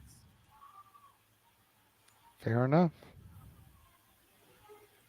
All right. Well, we're going to take another quick commercial break. And then when we come back, we've got one more discussion point we're going to talk about before we get to our main event.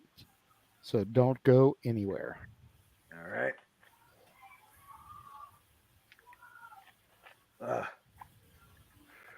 You ever wanted to come into a sports bar where the barkeeps know their game? Well, the Jeff Beecham Network Multiverse of Media has got a production just for you. Sit down and relax as the Stat Boy and his partner break down the statistics in all things sports. Whether it's football, basketball, motorsports, baseball, hockey, soccer,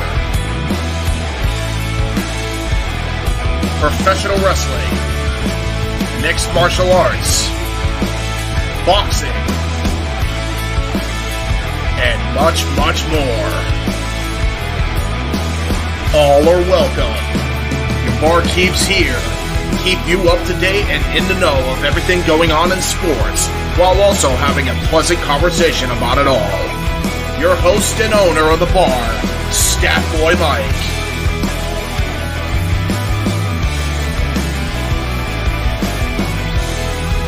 His partner in crime, Dory Lou. And a host of other guests coming in. The food's hot, the seats are warm, the drinks are ice cold, and the sports talk is plentiful. Cassidy 18 Studios presents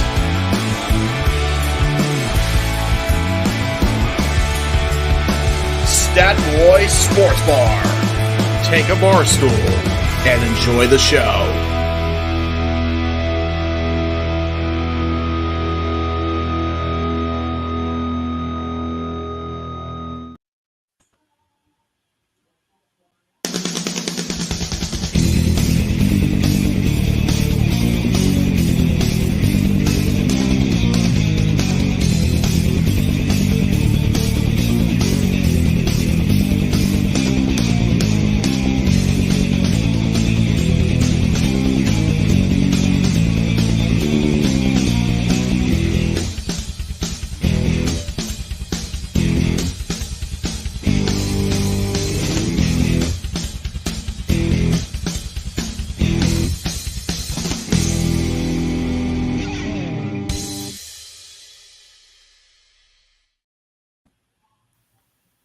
Who will be bound for glory? We'll find out on Haunted Hangman on Saturday, October 21st, not the 28th like is in that trailer. Haven't had the opportunity to remake the trailer with everything going on this past week. But the Haunted Hangman was bumped up a week due to one of our contestants' availabilities. So make sure you guys stay tuned in immediately following Bound for Glory next week, as Dattila and Noah call the action for our newest game night event, Haunted Hangman, which is basically Wheel of Fortune with no wheel. So, That's funny. Accurate. I mean, you think about it, both games are word/phrase solving games. And we just don't have a wheel to spin for dollar amounts or anything. So instead, we're doing the classic Hangman. It's Halloween. So what better thing to do than to start, they get it wrong, draw the head, get the next one wrong, you draw the body, the arms, the legs. You're eliminated. Your dude has been hung. He's dead now. It's a perfect Halloween type game, Hangman. Six strikes and you're out. And there will be no image of Ray Taylor on that. Yes. Accurate. So the next topic, just probably a quick discussion point until I get some more notification from Jeff, because he was saying that he may be departing the Kings game just a little bit early because, well, the Kings are playing like the Kings. So, An angry Jeff. I've only been to one Kings game, and it was at when the Staples Center was still the Staples Center. And I It got a will shirt. always be the Staples Center. It will always can't be the cut her Staples off. Center. Sorry. Is this You were still saying- 3-1? I think so. You were saying, Datilla? Oh, I said I've only been to one Kings game ever in my entire life, and it was they played against some Canadian team, and I got a free shirt. Nice. Yeah, the this Kings is are what- Jeff and I's team. We support them through thick and thin. And I mean, Jeff was almost born inside the forum during a Kings game. That's how deep his love of the team runs. Wow. So it's just one of those things. When they lose, he's angry Jeff. When he wins, he's happy Jeff. We've already got the main event topic coming up with Tony Khan and his shenanigans of the week that are going to elicit angry Jeff responses. And now he's coming into the room when he gets here with a losing squad. So I'm so glad I've been a good boy this week. yeah, don't push it, Mansfield. I know, but Lisa's anger won't be directed at me for once. Jesus, it's 5-3 at the end of the second period. I mean, there's still hope, but you know, the way the Kings been playing, not likely. No. But any event, the next topic is going to be a real easy one, as Ronda Rousey seemingly announced her retirement on her Instagram this past week.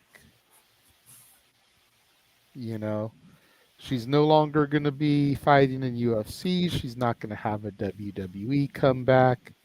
She's done. She's home. And she's going to be mama. And I know that there's some people in the chat room, right, Emmanuel, who aren't the biggest Ronda Rousey fans in the world, that were right there on that train booing her out the building.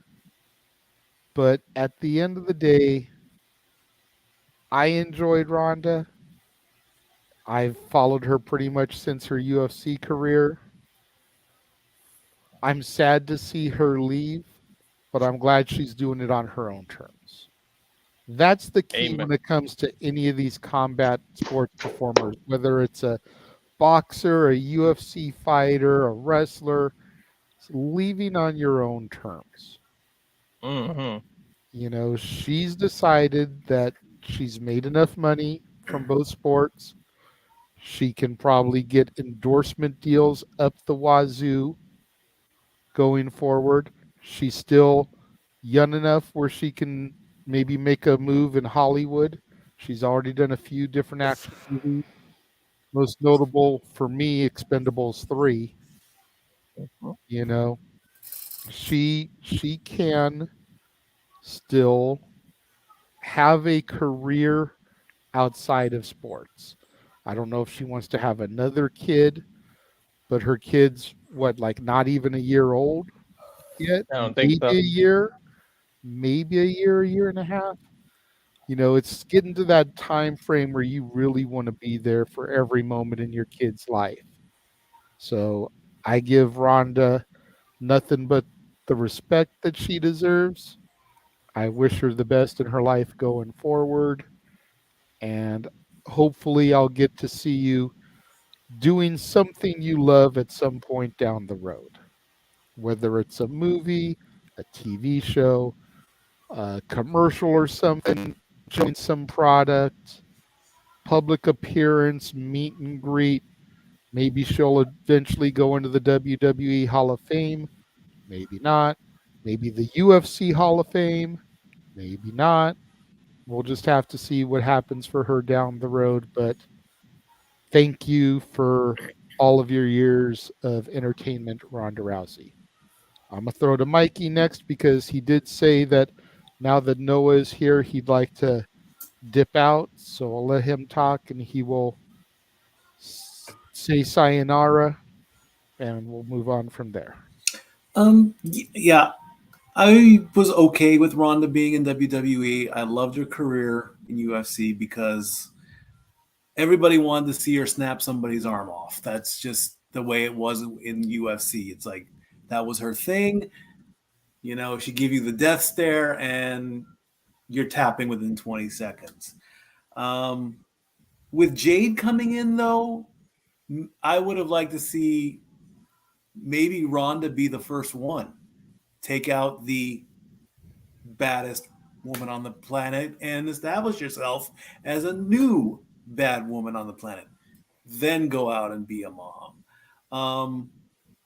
I also would have liked her maybe do the traditional boots in the middle of the ring or shoes in the middle of the ring, however, or take off the judo gi with the belt and put that in the ring.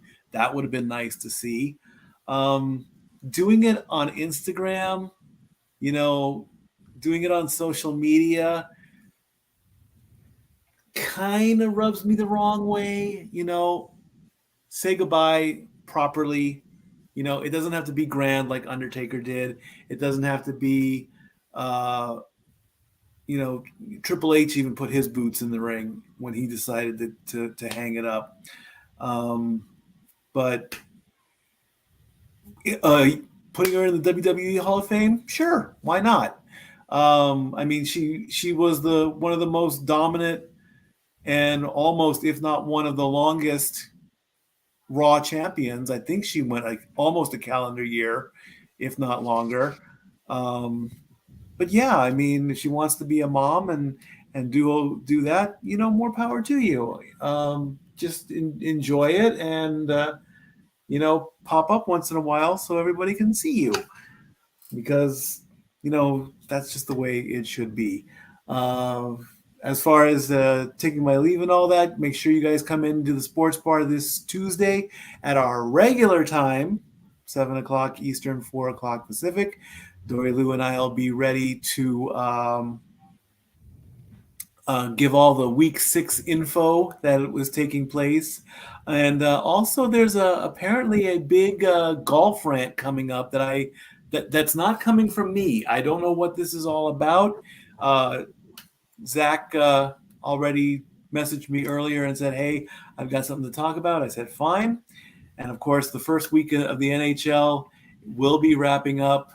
The Ducks started late, and right now they're not doing very well against the Golden Knights. But let's face it, it's the Golden Knights as they want to get their defensive Lord Stanley's Cup in play. They're doing pretty well. Follow us on social media, on the Twix or the Twitter or the X. Call us whatever you want at LBStatKid1977 and Hathaway Lou. We're also on Instagram at Dory Lou and StatBoy13. Our Facebooks are our names. Let us know what you want us to talk about. Use the hashtag StatBoyApproved and StatGirlApproved. And we'll see you all later. Thanks for having me on Open Night, Mike. I love you all. Bye, StatBoy. Out. And then there were 5. Who would like to go next regarding Ronda? Go ahead, Josh. I'll do it. Yeah, sorry about that. I had to let my sister in because I accidentally locked her out. Yeah, so I was a bad brother right there. Right, sis? Yeah, I had to let my dog in too because she was scratching at that door. That's not really a botch. That's just lapse memory. So I think that's an excusable mistake. Oh, mine was a botch because I accidentally put the shovel on the door, and I don't know why I did because I knew she was still coming back tonight. So mine was a big botch.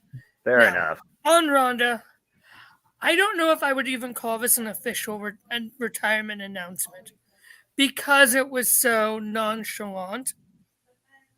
Also because of the fact that WWE has not acknowledged it as such. I really think if this was an official retirement announcement, that WWE would have recognized it at this point. Maybe.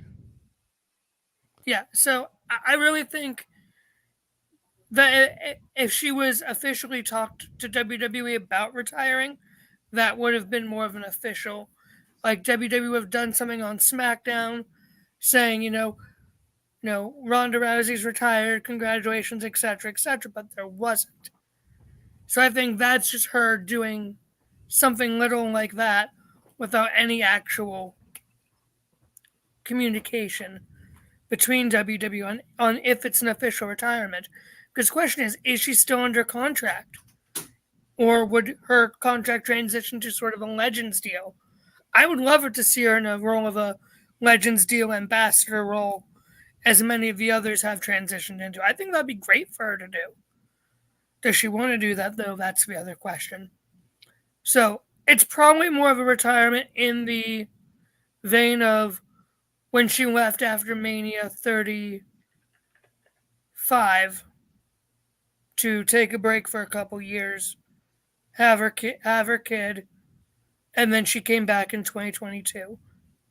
So she was gone for about 2-3 years. So is it going to be like that? We'll see. Time will tell. I enjoyed Ronda's last run. Honestly, I was fond of her when she started. Hated the little heel turn.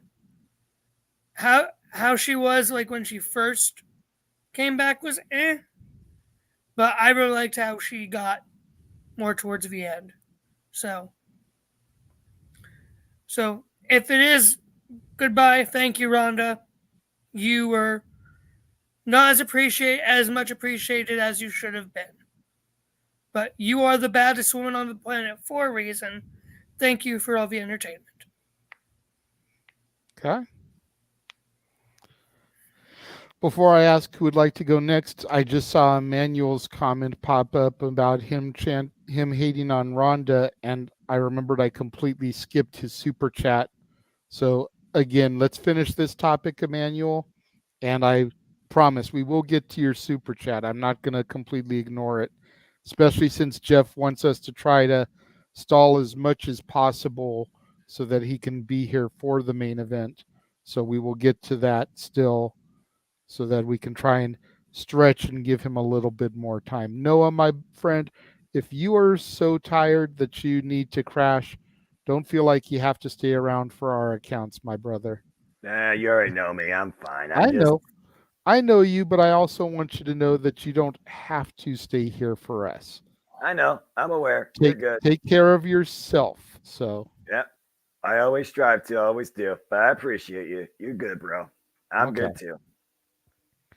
I appreciate that, Noah, and I appreciate that, Emmanuel, saying no worries. So, which of the three of you would like to go next in regards to Ronda? I'll go. Go ahead, Walter. All right. Well, you guys know how much I love UFC and MMA. If this is the end, she was a pioneer. I poke fun at Ronda. I even did a parody of Mandy from Barry Manilow with Ronda replacing the private chat, but it's all in good. It's all in good fun. I do like Ronda. Like, she was a pioneer in the sport, the MMA. She put women MMA on the map. It wouldn't be what it is. You wouldn't have the Amanda Nunez and Rosa Namajunas and all these people that are great right now. If it wasn't for Ronda. Like, yeah, she lost those 2 fights and it damaged her psyche a little, but she did a lot more than a lot of people would even try. She came to a different sport. She succeeded. I mean, wasn't the best promo work, but she succeeded. She got I'm a little disappointed that she did all that to put Shayna over, and what WWE is doing with Shayna now is a little disappointing because Ronda kind of gave her the rub on the way out, and then look what this has happened. But look what happened now. But you want to live your life on the farm. You made enough money, bless you. Like, you made enough money where you're not forced into doing what you don't want to do. You want to raise a family. You want to have your husband there on that big farm you got and your animals, and more power to you. Do what you got to do. And thank you for the entertainment. I just feel like you left WWE a little incomplete. Like, at least I can say your UFC career was complete. You did what you had to do. It just feel like you got so much more to do in WWE, but maybe you come back every now and then, maybe as a Royal Rumble surprise every year, like do it as a nostalgia act for a little while. You don't have to come back full time. You could just always do that. Come part time for WrestleMania season, do something in the Rumble, set up WrestleMania match, and then go back home, do some part time. I mean, there's a lot of options here. Make movies, like you said, she was in Expendables. She was in one of the Fast and Furious. Forget which one. There's so many, goddammit. I think it was the 6th, I think. Or the one in Abu Dhabi, whichever that one was. That's the one Ronda was in. Yeah. So more power to you. Do what you know. We can only be so lucky to make so much money where we're not forced to do what the hell you want us to do, and we can just chill at home. So she Right. made the money. Let her let her do what she's got to do. You worked hard. Like people will be like, "Oh, you still got it. You should be empowered to fight." That shit is hard. If you know to train and especially in MMA to make weight and how much you got to train and what you got to do and the complete diets you got to get on. So more power to you, and I'm just glad you get to do what you want to do in your life. So, and that's it for me. Like I poke fun at her and everything, but it's all in good fun. She was entertainment, and I have all the respect in the world for her. Okay. Datilla? Well, I wasn't the biggest Ronda Rousey fan. I knew of her and I knew of what she did and accomplished in UFC. So, in terms of WWE, I feel like her booking wasn't the best. I feel like there could have been so much more done with her and Shayna Baszler as a tag team. I feel like that storyline started and ended way too soon, but she's done. She went out the way she wanted to go out. She put Shayna over. Granted, it hasn't done much for Shayna. I mean, it seemed like they tried to pair her up with Zoe Starks, which I wasn't a fan of. But if she's done, and she doesn't need to come back if she doesn't want to. So, but like Walter was talking about, she did open the door. She did pay the way for women in UFC. So she gets props for that. And I did like the fact that she wore that white Power Ranger attire, which JDF, acknowledged. So she got my vote there. Yeah. Okay. Noah, go ahead and bring us home. It's one of those things where, in hindsight, at the end of the day, no matter how much you judge a person's performance value in your own perspective of focused entertainment, you can't deny what Ronda Rousey did to elevate the presence of the women in WWE, let alone their game.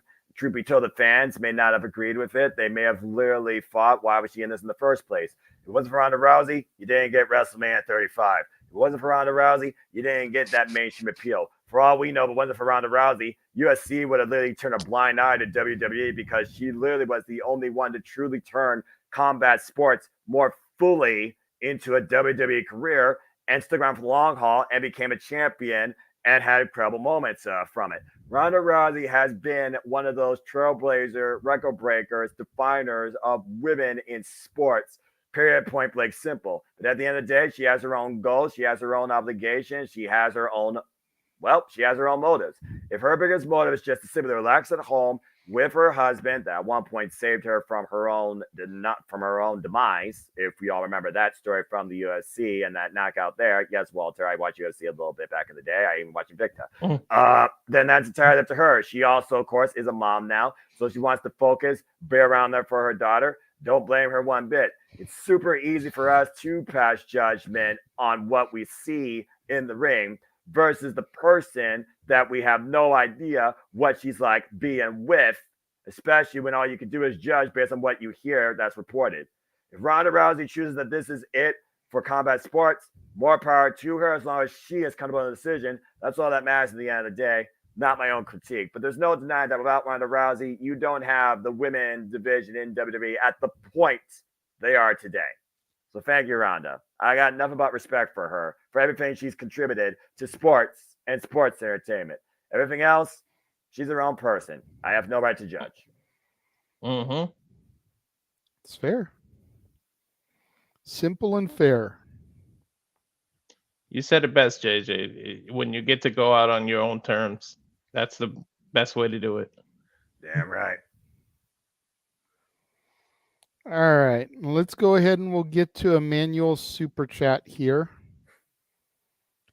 He had sent in a $5 super chat. Says, "What do you think of the controversy with Virtue? Was he right with the Jewish MJF storyline or wrong?"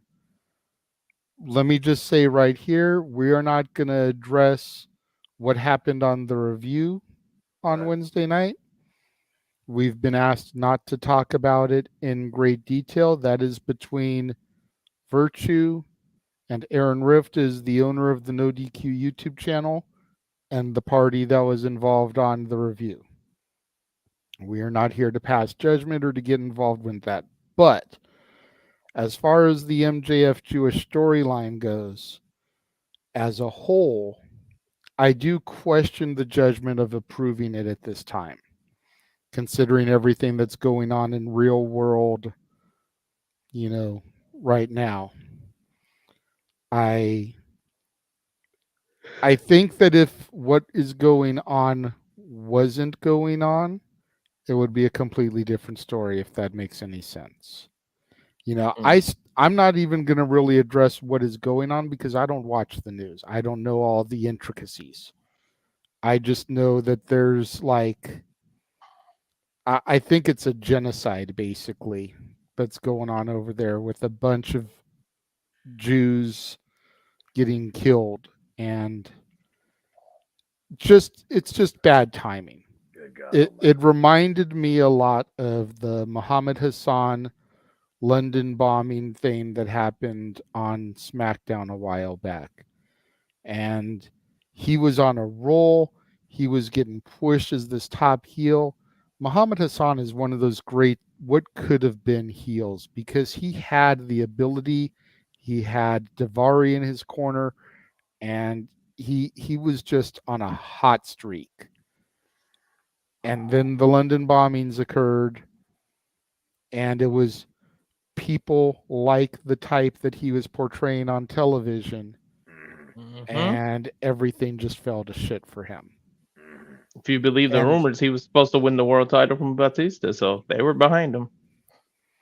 And it just a bad deal for him, and I don't want this to turn out to be that for AEW.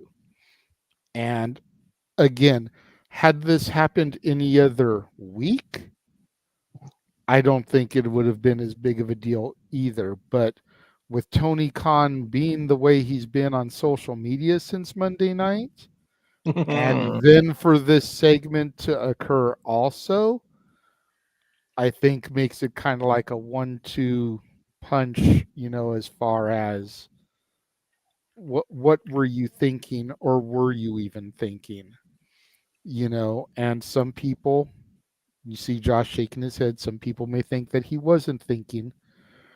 But we can't say that. We're not backstage. We don't know. But poorly timed storyline, and I think I'm just going to leave it at that. That way I don't go too deep into stuff. It's got nothing to do with being a snowflake. It's got nothing to do with religion or being a religious person. I told y'all on the Christmas karaoke last year, Walter, you weren't around for that one, nor were you, Datilla. I am not a huge religious person. I don't go to church.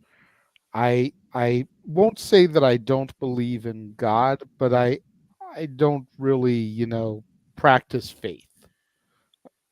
So I'm probably the wrong person to have in this fight, but I can recognize poor timing when it comes to it. And the irony of having said all that is, despite my lack of faith, my lack of religion, Christmas is my favorite time of year. And what is Christmas? It's the celebration of the birth of Christ. So the double standard there is not lost on me whatsoever. Good to know. But it is kind of ironic when you really get right down to it. But yeah, I'm just going to leave it at that. It's just poor timing. And again, if what was going on in that part of the world wasn't happening, I think everyone would be less critical. If it didn't happen on the same Dynamite that was going to war with NXT when Tony was already being more than vocal, and again, that's our main event, folks, so buckle in, go get your drinks, and go potty while you can. I think it might have been reacted to differently. But when you put the factors together in the pot of chili, I think it became kind of a bad situation. Left a bad taste in people's mouth. We don't need to go down the rabbit hole on this. If anybody has anything they would like to add to it, feel free. Otherwise, we can kind of go to commercial and move along from this topic. I'll just say thank you, Emmanuel, for the super chat, but we have to respect wishes of people that we're associated with. So yeah, yeah. Trust me, there's a renegade about 12 years ago that would have been like, screw what they have to say. I'm going to discuss it anyways, because people have to remember that for a short time there, the Casa and No DQ were in a war because of us stealing Jeff Meacham from them and things that transpired at a Talk Wrestling after SummerSlam 2010. But completely different times. Me and Aaron Rift are cool. We hung out when he came out to Cali the last time. We all went to lunch, me, Jeff, him, and I want to say the gentleman's name was Brett. We all went to lunch and hung out. Aaron's giving me access to his no DQ&As and no DQ reviews for Throwback Thursdays. I've been able to be a frequent panelist on the reviews for the better part of the last year. I'm not trying to fuck that up. Because then Walter's going to be on even more than he already is. Right? But I digress. So if anybody has anything that they would like to add, feel free. Otherwise, again, we'll roll to a commercial. Does anyone have anything you want to add? Yes, Josh. So, not going to go on the controversial thing would happen on the review. I didn't even watch the review yet. I don't have plans to watch this past review just because I don't want to deal with that. But for any fellow Catholics, real quick, the Cardinal Patriarch of Jerusalem, Cardinal Patriarch Pier Battista Pizzaballa, has called for a day of prayer and fasting on Tuesday, October 17th for peace in the region. Just a heads up if you have not heard for that. So for those who are religious, like myself, like Mr. Noah Foster up there, I encourage you to do that on Tuesday. But so that's it from me. Okay. Anybody else? Okay.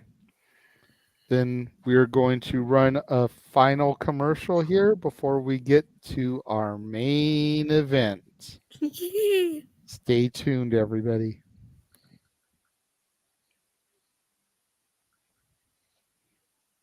Hello, pals. Alyssa Marino here, and as a friend of Parker Kane Promotions, I am super excited to share the awesomeness that they've got in store for you this November at WrestleCade. You'll be seeing the world-traveling Capital Championship Wrestling Global Fighting Champ Rebecca J. Scott, a rising star who's been featured on Ladies Night Out, MCW, and more, the stunner Emily J, an internationally traveled talent who you've seen on NXT UK and Stardom, Angel of the Ring Zaya Brookside, and NWA World Women's Tag Team Champion Chicago's Sweetheart Missa Kate will also be appearing live. It's all going down WrestleCade weekend in Winston-Salem, North Carolina. You can catch these stars brought to you by Parker Kane Promotions on Saturday, November 25th from 10 a.m. to 3 p.m. And be sure to stick around for Ladies Night Out the following day on Sunday, November 26th. You can get your WrestleCade weekend tickets at WrestleCade.com.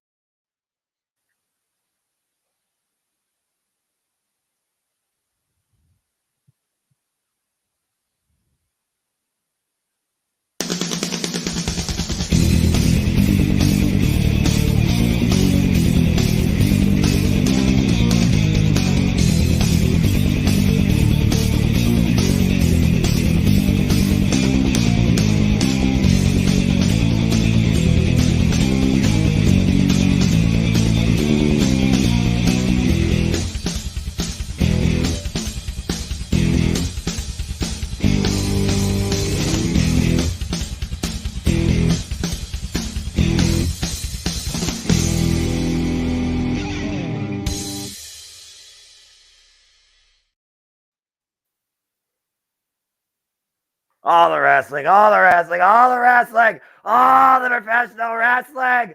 Damn it. and sports entertainment. JJ, why do you make him do that when he has no voice? He does it anyways. I don't force him to. I just know Noah's going to. Yes, I am. So why not give him the solo shot?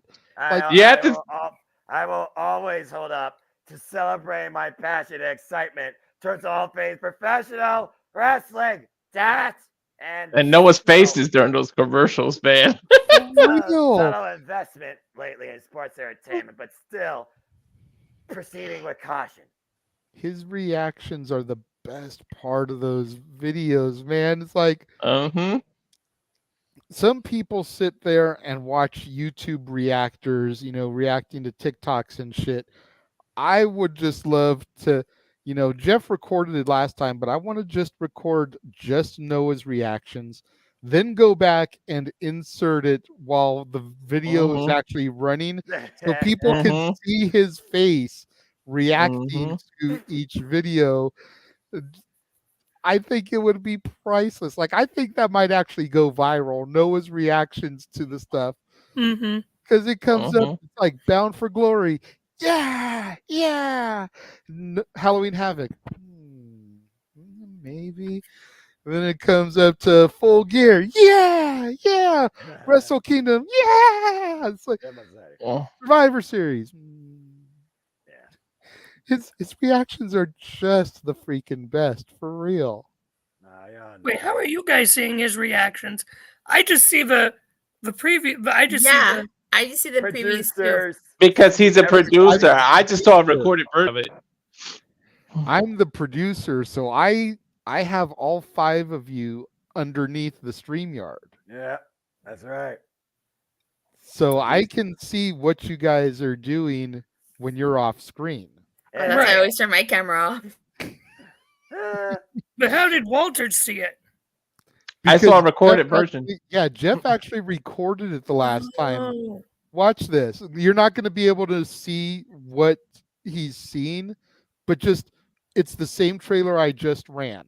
Just roll with that. But here's the reaction, and just pay attention to Noah's little square.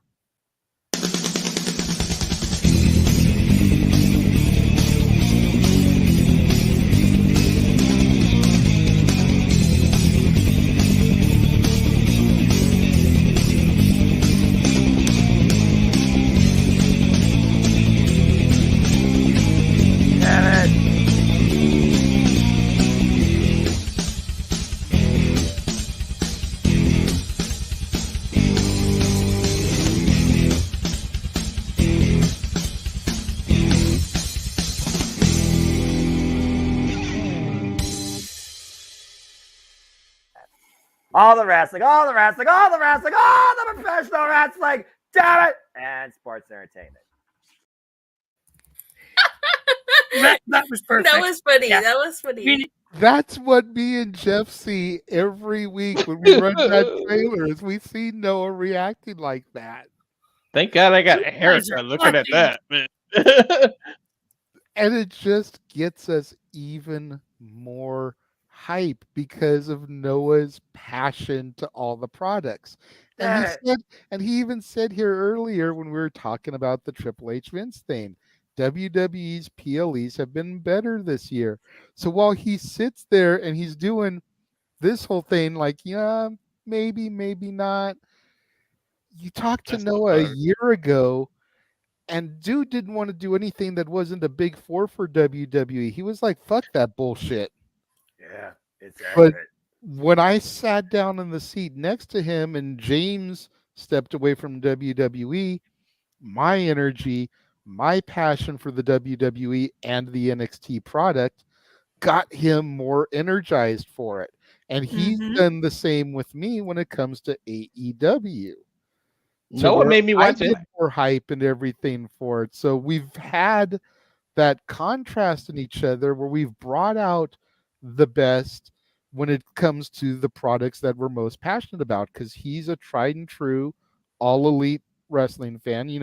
When we used the old studio on my side of things, we had a graphic that said Noah Foster is all elite. I'm a WWE guy. And we bring out the best with each other because of the dichotomy, and it's so great seeing his reactions in those because it's a genuine, pure reaction because of his love and passion for what, Noah? Professional wrestling. Damn it! Sorry, I shouldn't have made you do that, but you're the only one that can do it, right? But he digresses. I'm always going to stress myself to do it. And Noah, how close are you to this being your NXT again? A lot closer than the last NXT PLE. No Mercy up to this point is the best PLE NXT base because they're not takeovers anymore, so can never hold them up to that. But NXT No Mercy is the best PLE produced by this era of NXT since it became white and gold. That's everything you need to say about that right there. And And then the how's TV broadcast this Tuesday was just as good. Yep. I watched some of it. It was fun. I know. I watched your review, Datilla. I watched your review on both shows. I've been watching NXT since Becky won the title. I've been watching it every week. In my head, I was thinking, I was like, this is for JJ, Chichat Gaming, and everybody else has been trying to get me to watch NXT. Yep. I was waiting for you to shout me out on the show, legit. When I went back and watched it. I will say this, and take it as constructive criticism. I swear I'm not trying to be mean, but the dude that was on the show with you was he came off as like so flat. He had like no enthusiasm to him regarding either show, really. That was the one thing I noticed is like you got this energy, even when you're talking about something you don't watch all the time, like NXT, you got this energy you're trying to get across, and he's just like, yeah, it was a thing, it was a show. Well, to be fair, he is still very new to podcasting, so okay, that's fair. I didn't know that because the way he was set up, it looked like he had been doing this for a while. No, that was actually the first time he was using that screen. He actually got it. Okay. Because we were going to do the show. But yeah, he's still fairly new to podcasting, so he's still learning. So hopefully he'll open up over time. But yeah, that was the one thing I really noticed was like it was like the funny man, the straight man, in a comedy team, like legit, I hope I was a funny one. Yeah, of course. You're the one with the personality. You were the funny. He was just like the straight brilliant. JJ Jeff must be sweating bullets. It's 5-4 now. King scored again. Hey, that's good. I have a tracker up. There's 2 minutes left, so it still can happen. Kings can tie it up. They can go to overtime, which means it's even later that he's getting out of there. But it happened. Mm-hmm. We'll still happy. I apologize for the cat butt. That's fine. You did press the topic in the private chat to try to stall just a little bit longer. I'm perfectly fine with that. Since it's a topic you suggested, why don't you go ahead and lead the conversation on it? Who? Datilla. That was her. Me? Was that me or was it Josh? you? I thought it was Walter. No, it was Josh. It was Josh. What are you talking I about? brought up. Oh, yeah, because I saw the one about Punk. I didn't see the one about Del Rio. I thought that was you, Walter. My bad. Go ahead, Josh. Go ahead, start. What? Was it me? I'm confused. Certain wrestling journalists or certain wrestling writers have claimed that they have been told by higher ups within WWE that CM Punk and WWE are not in negotiations whatsoever. There are no talks between them. And that WWE specifically does not want fans to get their hopes up and be disappointed at Survivor Series. Other companies other writers are saying the exact same thing. Specifically, the one whom I'm named after. Yes. Are also saying similar things, which at the end of the day, and I posted this on Twitter, makes sense. If Punk is under a non-compete clause, WWE legally can't be in talks with him until the day that non-compete ends. It's different Do we know? legally between a superstar who is released and there's a certain amount of non-compete on a contract versus someone who them and the company agree not to renew a contract, where it's just clean break when the contract ends. I thought they could still talk to them. They just couldn't sign them and have them on their show until the compete ends. I believe it's WWE specifically cannot reach out to that person, at least from my understanding of it. And that's a thing. That's the main thing. Like, WWE legally cannot reach out to Punk. Does Punk want to go to WWE? Probably. But are they in active talks or negotiations? No. I thought they couldn't reach out to actively contracted people. What? I thought they couldn't reach out to people who are still under contract, but if you're terminated, that's different. Well, if you're on a non-compete clause, you still can't sign. Do we know if he is? Show. And we'll get to WWE tampering later with our main event, I assume. So, they have not ruled out the possibility of the day that Punk's non-compete lapses, they have that talk, and it happens right then. That has not been ruled out. It just is very unlikely. I didn't hear anything about a no-compete clause. Like, I haven't heard anything about that. Yeah, same. I haven't heard anything about Punk has either. alluded to it himself when he's done his MMA commentary, saying he can't do anything for a couple months. And that's usually how long non-competes are, either 60 to 90 days. Right. So, because Punk himself has alluded to it, I think gives more weight to that theory. Now, again, this is all speculative right now. We don't know, but I would not be surprised if Punk doesn't show up. I thought that was a little Easter egg to talk about Survivor Series. I can't do anything for a couple months. That's what I thought that was. Yeah, he said something about, he's like, I can't do anything until November. Or I'm not busy. I'm not busy. Yeah. I'm free. Yeah. Again, that's Punk trying to put feelers out because Punk wants to go back to WWE, but he has all these other hurdles to get through, Triple H being one of them. And that's not even considering the other main event talent that would have to have talks with Punk because they, as it is rumored, don't want Punk back as it is. So, if it happens, it does, but don't be surprised at this point if there is no Punk at Survivor Series. Here's my thing. Why, and let's put the backstage drama from AEW to the side for a moment. Why would you not want somebody to come back that is a guaranteed draw for the company? Punk moves tickets. Punk increases ratings. Punk moves merchandise. From a business standpoint, it makes sense to sign him. The first $1 million house AEW drew was on Punk's back. Punk was the biggest merch seller for the company. Punk's PO pay-per-views were up. You know, AEW was getting 1 million viewers when Punk was on the show.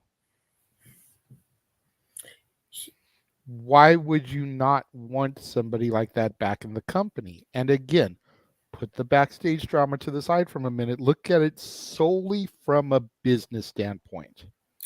Why wouldn't you want that person? Here's the thing. Sorry, I had to steal the phrase again. Putting the AEW drama to one side, yeah. Thing is, though, Punk still has a lot of heat in that WWE locker room. And You can say, "Oh, Punk does this business." I would, if I was Triple H, I would not want to risk alienating and pissing off either Seth Rollins or Roman Reigns, who are allegedly two of the names that have heat still with CM Punk. That's bad business to do. Roman's on video saying, "I will do business with them if that's what the is required of me, or that's what the fans is. I don't care if I don't personally like them. I haven't seen I'm that, willing to do business." Yeah, that I was saw straight that out of video. Roman Reigns' video. That was straight out of Roman Reigns' mouth. Okay, I had not Yeah. seen that. So Seth Rollins, that whole interview was in gimmick. You could tell by the way that he responded. Mm-hmm. Roman Reigns isn't even on TV for half the fucking year. Thank you. So I don't give a damn what the 1,139-day reigning champion says. If you only around for 150 of those 365 days, you can eat a dick if the person that you hating on is going to be there for all 365 and moves merchandise and gets ratings and sells tickets. I'm sorry, but I'm not JJ's sorry. like, you. JJ's like, acknowledge these nuts. You know, I'm having a hard time buying all these reports because it's kind of like, didn't they do the same thing with Cody Rhodes?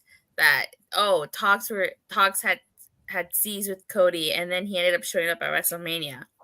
Mm-hmm. You know, Cody and all Rhodes was the worst kept secret in the Holy freaking shit. internet era. Yeah. Holy shit. And not to mention, they're doing all these teases, which it doesn't seem like they're like all the teases are being done by the wrestlers themselves, because it doesn't seem like WWE would allow them to even tease to do those teases without approval. from what's been rumored, Mm-hmm. they went into business for themselves with that. Some to piss Punk off. But that doesn't seem like something WWE would allow. No. And I'm sorry, why would The Undertaker go into business for himself and piss Punk off? Exactly. What? CM Punk and The Undertaker have respect for each other, so explain that one to me. And What why Nakamura would randomly do the thing did GTS. Taker do? Oh, you didn't watch NXT? I When did. he I got did. in the ring, took the microphone, Yeah. took the NXT logo off, just like Punk was doing when he came back for Collision, started taking the AEW logo off the microphones. That's not a Punk thing. Taker always did that with his No, he WWE did mics. not. He No, never he had did the logo not. on his mics. Yes, he did. Mm-mm. Yes, he did. Yes, he did. Yes, he did.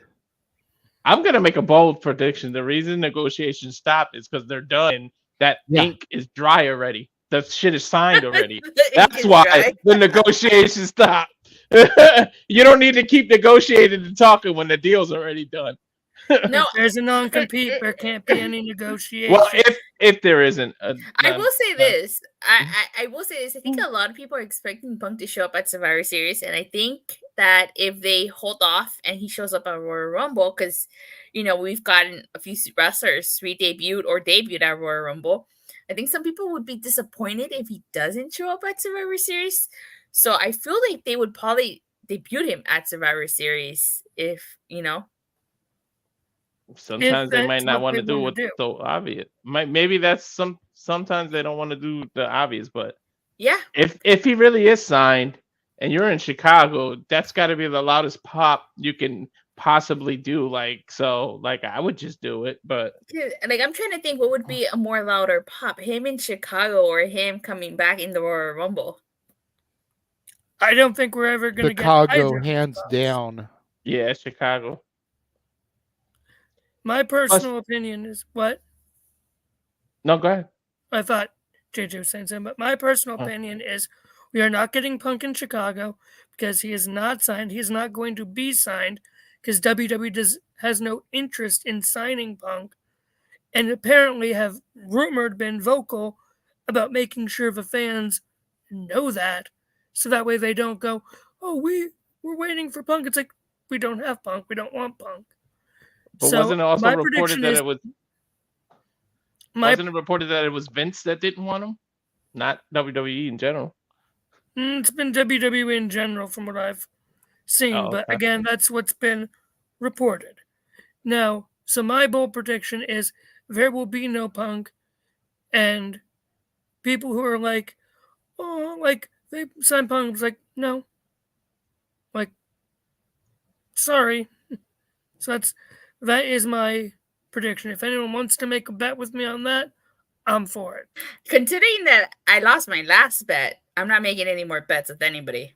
I won my last bet. I'm not doing Jeff. that. You know who I And lost thanks, my bet Punk. to? Hmm? I lost my bet to my own mom. It is. Yeah. So I won my bet with Jeff thanks to CM Punk. So what happened with that was at Fastlane, my mom bet $20 on Cody and Jey Uso winning. And I was like, there's no way they're gonna win. The Judgment Day's gonna retain. And because she's on YouTube, she was like, she has YouTube on her app. Sometimes she's watching like wrestling stuff. So she showed me a video. She's like, you see, it's Cody has the titles. I was like, Mom, that's fake. Like, you know, and lo and behold, they ended up winning. And apparently I owed her $80 instead of $20. Mm-hmm. Yeah. I lost my last Cody bet, which was to Virtue for WrestleMania 39. Lost $100 with that. Blast it. So yeah, I'm not taking any more bets or anything like that. Mm-hmm.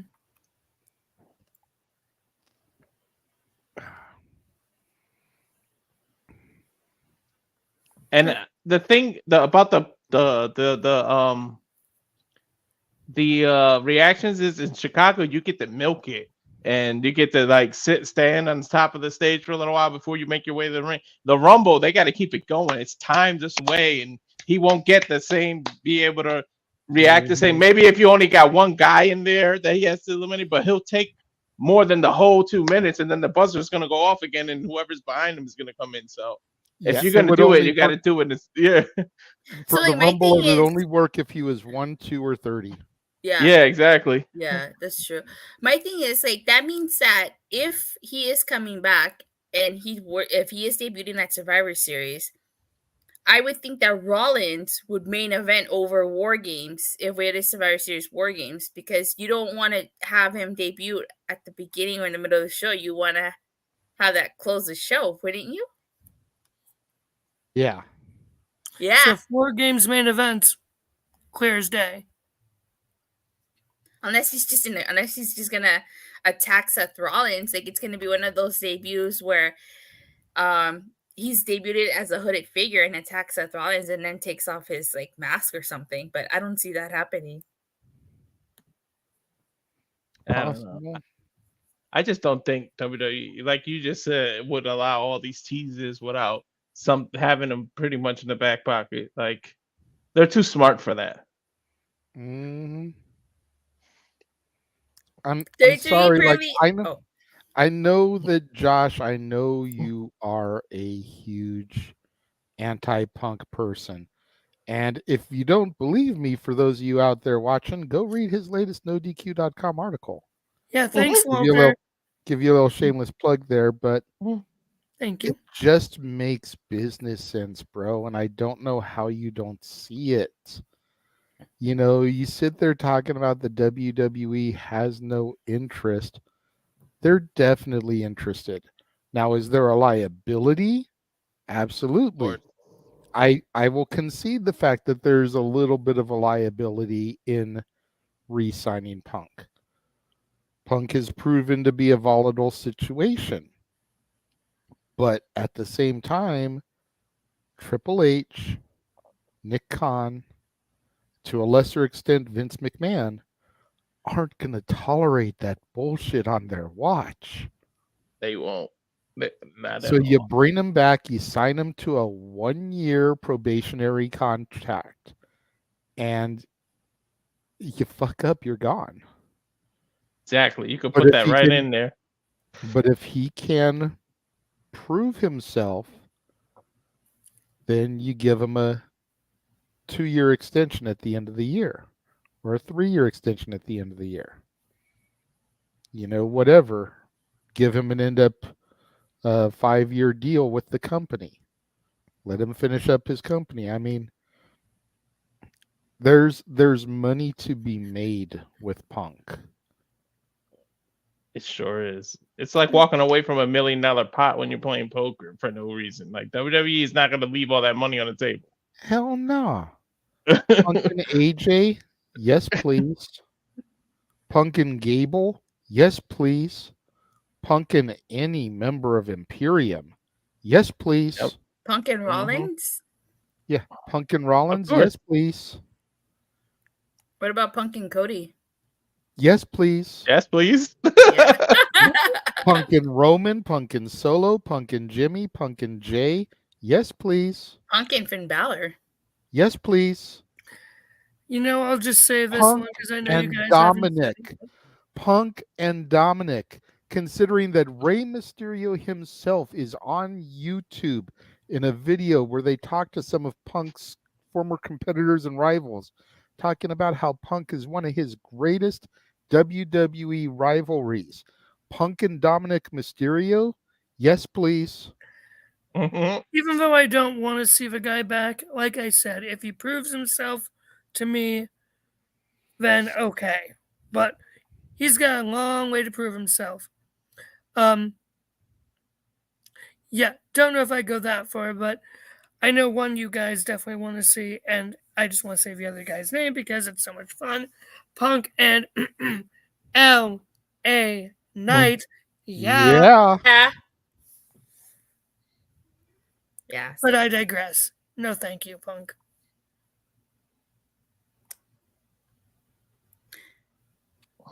And I would enjoy seeing that, Emmanuel. Seeing Punk get destroyed by chops from Gunther. That I would enjoy seeing. And you'd pay to see it. So they'd still get your money. But yes, thank you, Walter, for being the inspiration for my last article. Walter was your inspiration. I gotta read this article. Yes. Oh yeah. Saying, if I'm excited for Edge's return, Edge's going to AEW, I have to keep that energy up for Punk going to WWE. No, I don't. So ergo, an article got written. I think no matter what happens, I think Survivor Series is going to be a very interesting PLE. Yep. Mm-hmm. I just hope it's the last time that the Judgment Day fight, because I'm sick of it. Can we book something else, please? I honestly think that the War Games would probably be the beginning of the end for Judgment Day. I think that they're going to stick together through War Games, but then after War Games, we're probably going to see Judgment Day slowly crumble. You're holding out for a lot. I guess JD McDonough's to join and kick out Priest. I don't know. Are they going to kick Priest out Evolution style? Nah. Now they're just going to be a big bromance blow up between Balor and Priest will just walk away. Someone had a good idea during the review. I forgot who made the comment, but that maybe you have Priest try to cash in and Judgment Day screw it up, and then that's what causes the dissension. That wasn't a bad idea. I forgot who made that comment. Idea. I like that idea too. Like they try to help him, but they actually end up costing him the opportunity of the title. Yeah, I like that idea. The irony, JJ, that Punk was supposed to be a banned topic on Open Mic Night now, but since Jeff's late, we had to go to Punk. I've never said Punk was a banned topic. The banned topic is Punk Elite drama. Okay. That makes sense. Because we have discussed that shit for well over a year, considering Brawl Out was August of last year.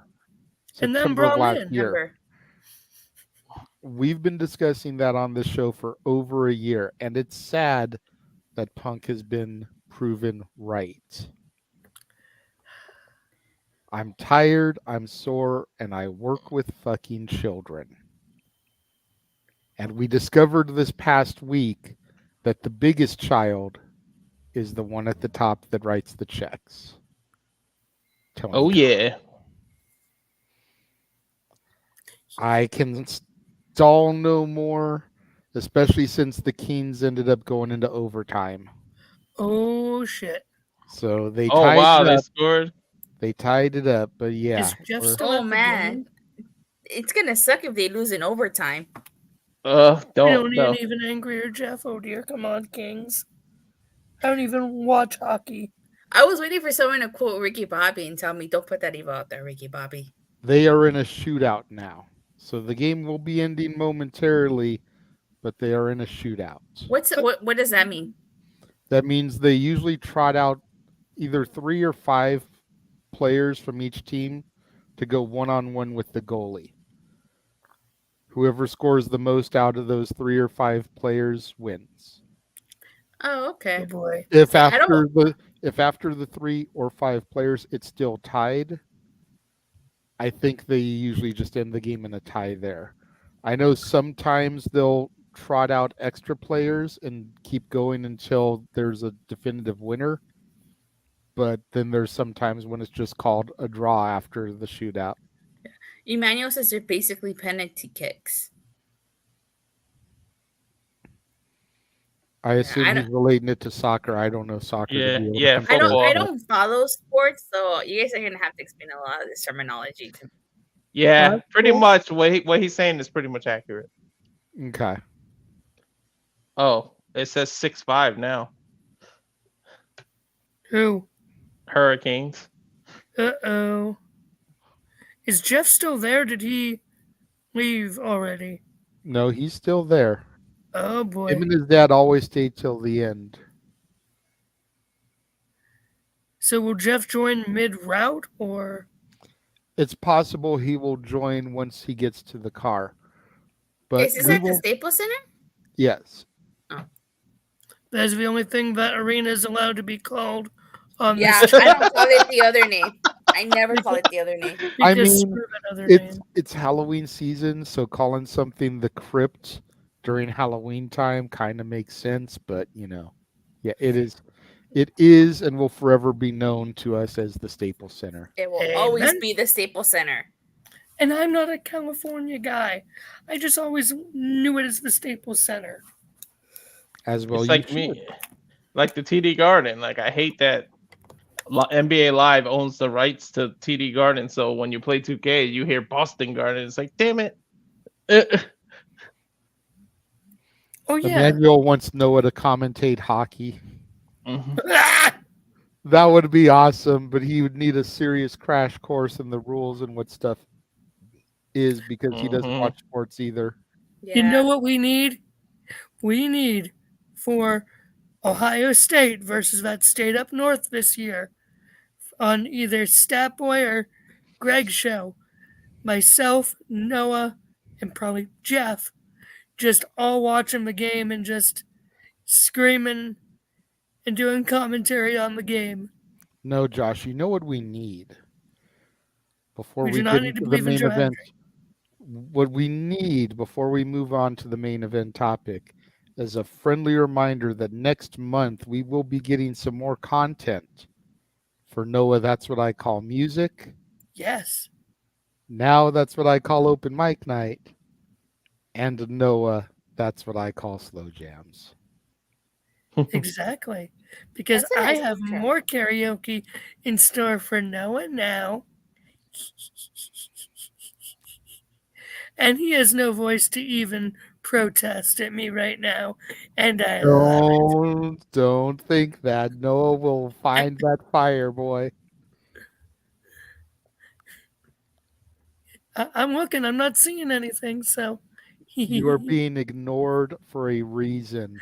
I know. Don't And I'm push loving that I your can luck, get away Josh. with it right now. Oh, you know how like at the beginning you guys were talking about like people like the wrestlers you saw after the show? Like the way I met Anthony Bowens was like so it wasn't at the bridge, but it was like in that little over. I don't know if anybody's ever been to San Francisco, but it wasn't like at the bridge. It was that little place where you can see the bridge.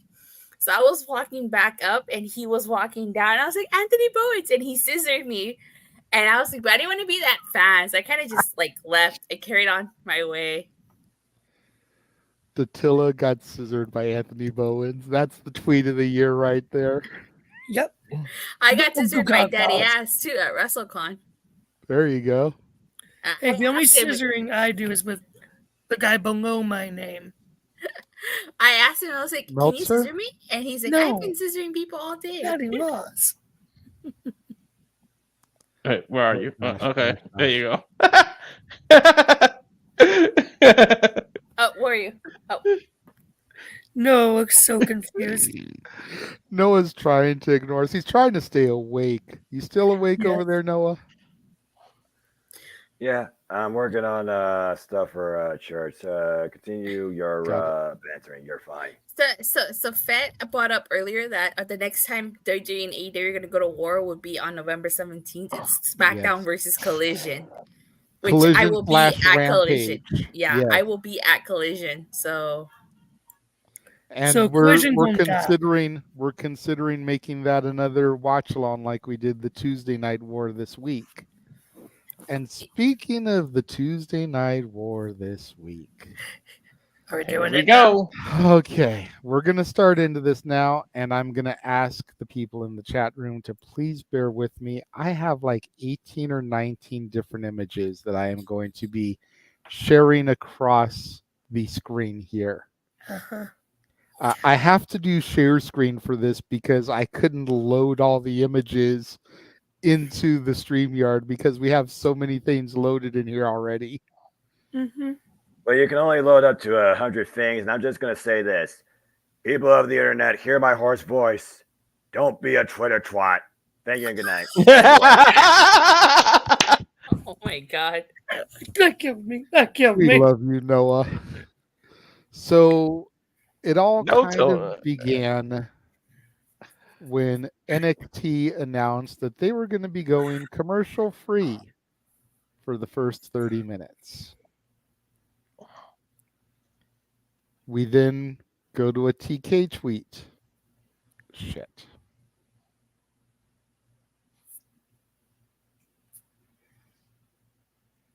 I'm probably going rerow, but my signal's going down. You're okay still. Yeah, Okay. you're okay. I can hear you just fine. Okay. Yeah, I can hear you. And I see your screen. Okay, so we went to a TK tweet, and he then announced that Dynamite would have the first 30 minutes commercial free as well in order to compete. Then TK replied with this. Okay, you want to be a dick. Somebody else replied, we not watching, bucko. Tony then shared this gif from Roderick Strong. Okay, we won't see you tomorrow night for Title Tuesday then. Who gives a fuck? Then this guy, Agus, quote tweeted it saying, if Sir Vince McMahon said this, there would be many failed AEW fans crying nonstop at Furious. To which TK replied, if Sir Vince McMahon said this, it would be the least of his alleged misdeeds. Now, before I continue at this point, this is where Jeff decided that he needed to intervene and call people out on their bullshit. That was fun. Because his initial point in all this is that if Vince or anybody from the WWE started doing this, people would be coming for a lynching. Ropes, torches, the whole nine. Mm-hmm. But Tony's able to get away with it. And people decided that they wanted to attack Jeff for defending a quote-unquote rapist. Jeff never defended Vince. Just made the point that if he had done this, people would be coming for him. Mm-hmm. If y'all want to see that video, go back to Jeff's archives and watch his, what was it, about a half hour, 45 minutes, Walter, on the air about it? Yeah, about 40. Yeah. Because he opened the StreamYard for Mhm. people that wanted to try and come at him on the air. Come on, debate me on this. Let's go. Nobody wanted to challenge him. They just wanted to call us fat double chin people. So he proved his point about how these people wanted to remain anonymous, hiding behind their computers. So we then move on from there. Haas of Wrestling. Triple H and Shawn Michaels look to send Tony Khan a message exclusive. Tony Khan's reply, I have a message for them. Bald asshole. Okay, that was funny. That was funny. We then go to the following day. The shows have aired. Everything is done. We're waiting for the results and the dust to settle. Tony Khan, thank you all who watched Dynamite. Blah, blah, blah. Andrew, we were watching NXT, big dog. Tony's reply, then I wasn't talking to you, and you don't even follow me, so why reply? Again, with the Roddy gif. Who gives a fuck? And then this person, Magic Stream Wooah, posts this AI image of Shawn Michaels as the Booker of the Year. To which Tony Khan replies, actually, I'm pretty sure that last night blew whatever chance he had at winning that award. Dave Meltzer then entered the fray and posted a whole article about Tony Khan's Twitter activity. Says, you know what it felt like? And it was a scary thing because of the memories of what happened next. It reminded me of when Eric Bischoff and WCW was doing really good at this point. But when they started losing, you could see that everybody was just losing it on the WCW side. They were ahead for a year and a half, and they probably thought they were going to be ahead forever. And forever didn't last. And Steve Austin got hot, and things changed. And when WWE started winning on Monday night, which was hardly the end of the world because WCW was still drawing very well, and their ratings were still very good, but they were losing most weeks. Not even every week, but most weeks. And they just unraveled, and the TV just got really shitty. And I just remember watching the TV when they did the stuff where Bischoff started challenging McMahon to a fight. And the TV was like so bad. And it was just like, my God, they've completely lost it. Now, the one thing I'll say is the AEW television tonight was hardly bad. It was very, very good. So we haven't seen that yet. But that was a sign when things like that happen, and WCW just went to hell after that. And hopefully that does not happen with AEW. Damn. And then the ratings came out. 921,000 for NXT to 609,000 for Dynamite. WrestleOps then posted a tweet saying that the peak viewership segment of each program that went head-to-head took place in the opening quarter. For NXT, that was Cody Rhodes, Ilya Dragunov, Dominic Mysterio, and Rhea Ripley, which got 991,000 viewers. Whereas on Dynamite, it was the Christian Cage promo in the production truck and Danielson versus Swerve Strickland, which got 731,000 views. And then there was this one from TK. And this is the last image I have. This week, 2 active decades-long rating streaks from 2 great legends were ended. With all due respect, until this week's head-to-head AEW versus WWE, neither John Cena nor Undertaker had ever been on a WWE show with under 1 million total viewers.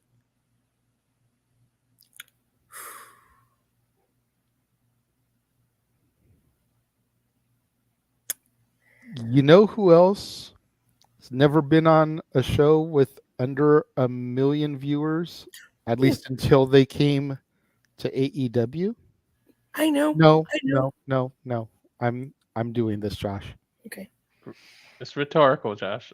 Chris Jericho, Bryan Danielson, Keith Lee, Adam Copeland, Christian Cage, Swerve Strickland, saying Adam Cole, baby. These guys that, you put all your stock in. Ex-WWE guys, by the way, Just throwing that out there. And then the part that I didn't see get touched too much throughout the entire week. AEW got skunked by a show that featured Brian Pillman Jr., Jade Cargill, and Cody Rhodes. Mm-hmm. All ex-AEW talent. Now. Oh, sorry. I'm not going to sit here and debate which show is better. Because as we always like to say on Dad's, subjective. Yeah. Everyone has different tastes. Noah prefers the AEW product because it's a little bit closer to professional wrestling. I prefer the WWE product because it's a little bit more to sports entertainment. It's got stories. It's got character development. It's very much like watching a movie, a television show, even a soap opera. Professional wrestling has been called a male soap opera by a lot of people. You can't really argue with that. So I'm not going to sit here and dispute which show had the better show.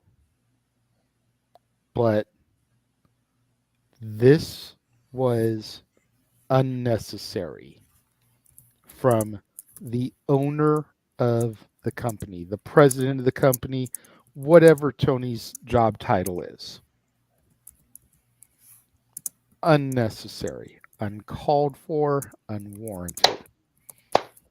I can understand to a certain extent putting a few of those out there to just try and drum up some publicity, try to get a little bit of, water cooler talk going into the show. Cool. There's no such thing as bad publicity. And Eric Bischoff called his book, Controversy Creates Cash. I can give TK a pass on some of that. Mm-hmm. But there came a point where he crossed the line. And it just wasn't necessary. And personally, I wish I had the ticker going across right now. The views and opinions shared by the panelists don't necessarily reflect that of Jeff Meacham or the Jeff Meacham Network, Multiverse Media. Personally, I feel like it was Tony Khan's tweets that killed his ratings that night. I think people tuned out because of what he was putting on Twitter. Or excuse me, I do have that graphic loaded in. Let me go to it real quick. Past it. There we go. The Twix.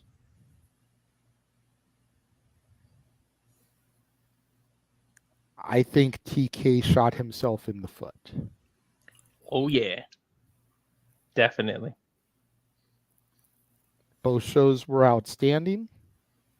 Both shows had high points. Both shows had low points. For match quality, Dynamite, in my opinion, was the better show. For story development and use of talent, I thought NXT was the better show. My biggest beef with Dynamite was the fact that they put the Tony Storm videos in picture-in-picture on commercials. How you going to do that with the hottest thing on your roster right now? And yeah, I get that there's silent movies, but silent movies still have sound to them. They have the piano music to help orchestrate and set the tone for the scene we're watching. Yep. I went back on YouTube, found them, and watched the videos in their entirety. Fucking gold from Tony Storm. Holy shit. Great stuff. And they killed it by not even having the audio play for her silent movies. How'd you miss the whole happy birthday, Mr. President opportunity? If she's Marilyn Monroe, how the hell did you not do that? For real.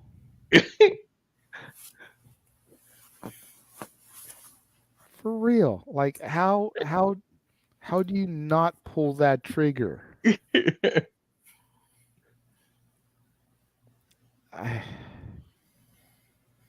It was just a sad state of affairs, and you watch TK unravel like this. You watch him complain about WWE stacking his roster to compete against him for a Tuesday Night Dynamite. You watch him complain when WWE runs a PLE the same night as him. You know, you watch him bitch and moan and complain about how WWE supposedly tampered with contracts and how WWE is out for him. And then you add Battle of the Belts to the Collision the same fucking night as Bound for Glory. You hypocritical son of a bitch. That's not the first time it happens either. I know. It's the fourth time in 2 years that they've competed with a Impact Wrestling pay-per-view. It'll always be TNA to me. Me too, to be It's honest. the fourth time in 2 years they've done that to Impact. You hypocritical son of a bitch.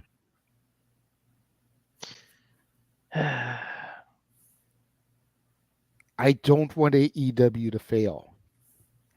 Competition in the profession is what is best for business. Definitely. But I have zero sympathy for you when you do shit like this. None. None. Adam Copeland, in his first main event for your company, barely cracked 600,000 views because of your petty, immature, childish bullshit.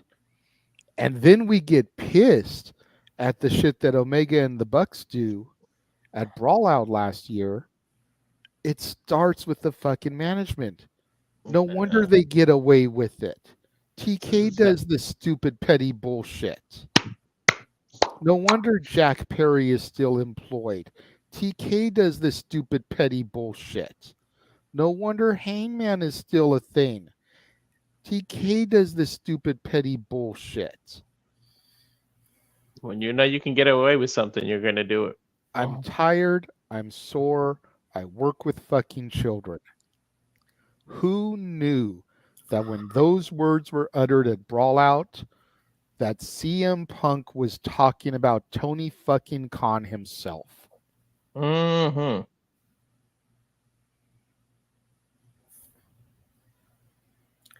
Boss man is here. Just in time. And he's gone. And he's going to be the pissed off version. Oh. Just in time. Oh, the Kings lost? Yeah. Yeah. 6-5. How bad? Shootout. 6-5 in the shootout. Did you see my thing in the private chat, JJ? Hello, Jeff.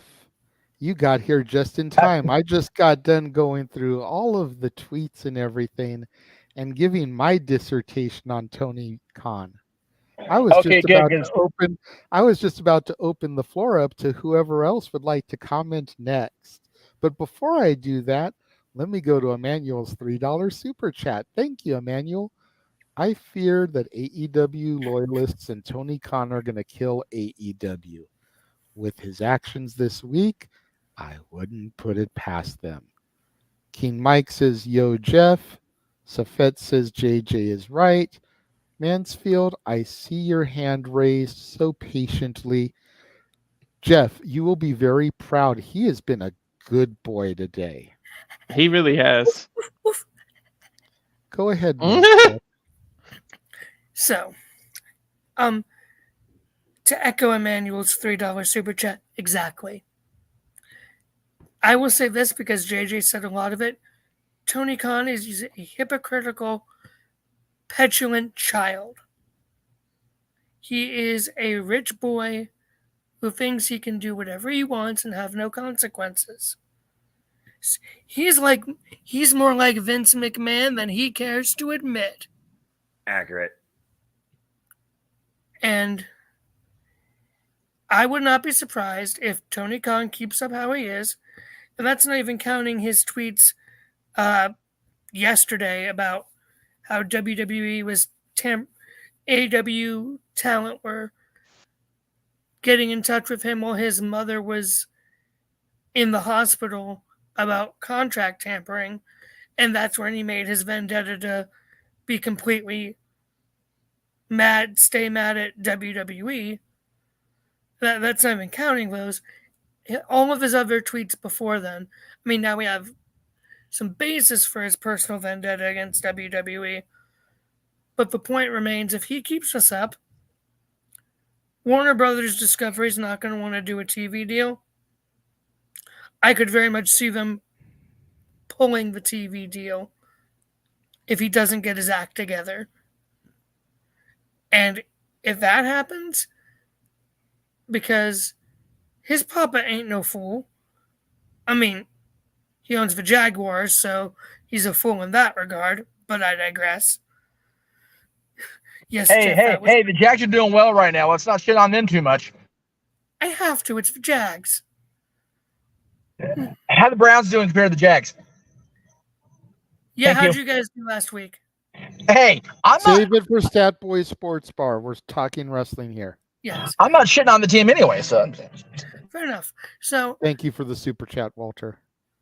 Of course. Yeah, Walter is absolutely correct. Yes. Mm-hmm. Which Tony Khan is not. I would not be surprised if Shad, at the end of the day, sits Tony down and be like, knock it off, or I will pull my financial support from AEW. Because Shad's on the board or founding whatever, some major part of AEW, even though he's not ever there. Who is Shad? Because every time I hear Shad, I think Shad Gaspard, and I know he's Shad dead. Khan. Thank you. Sorry. I wasn't trying to be a dick. I literally didn't know who you were talking about. So okay, fair enough. Sorry, I'm tired. Shad Khan, Tony's dad, the owner of the Jacksonville Jaguars, who also has stake and say within AEW. Gotcha. Warner Brothers Discovery and Shad Khan would not be surprised if they both were like, Tony, knock your shit off, or we're pulling the plug.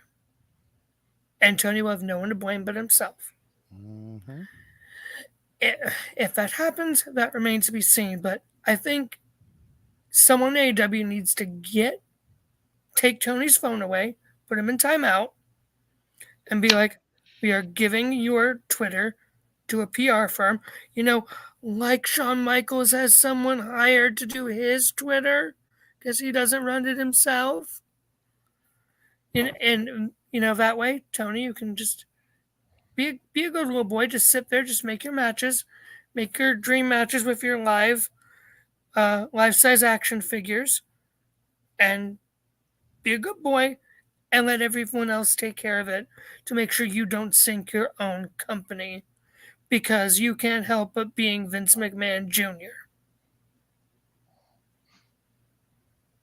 That's it for me. That's fair. That's fair. Before I go to the next person, yes, Tony Khan needs to smoke some weed and get laid. And if Tony Khan needs to know where to go to get some weed, you can follow Mr. Reliable on any of those things. Cal Fire Farms.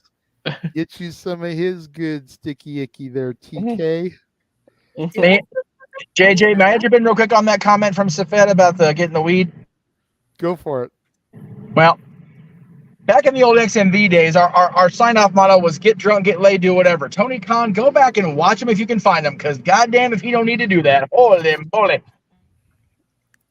And I mean, to further Josh's point here, and it's one thing that I didn't say in my dissertation that I did mean to, but Josh saying his piece reminded me of, if Tony Khan put the energy into booking and running his company that he put into all those tweets that I shared, they'd get over 1 million viewers each week. Oh yeah. I'm just saying. And I did star somebody else's comment real quick. Let me go back to that real quick. Nathan Banks said, I don't think you needed all those names on NXT last Tuesday, but I understand in this situation the past week.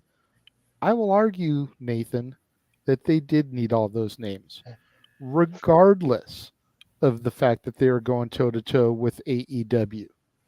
You have to keep in mind, only SmackDown has a USA deal for next year. Raw and NXT are still very much up in the air. WWE and Endeavor are very much still trying to negotiate television deals for their other two brands. By putting John Cena, Cody Rhodes, Undertaker, L.A. Knight, Yeah.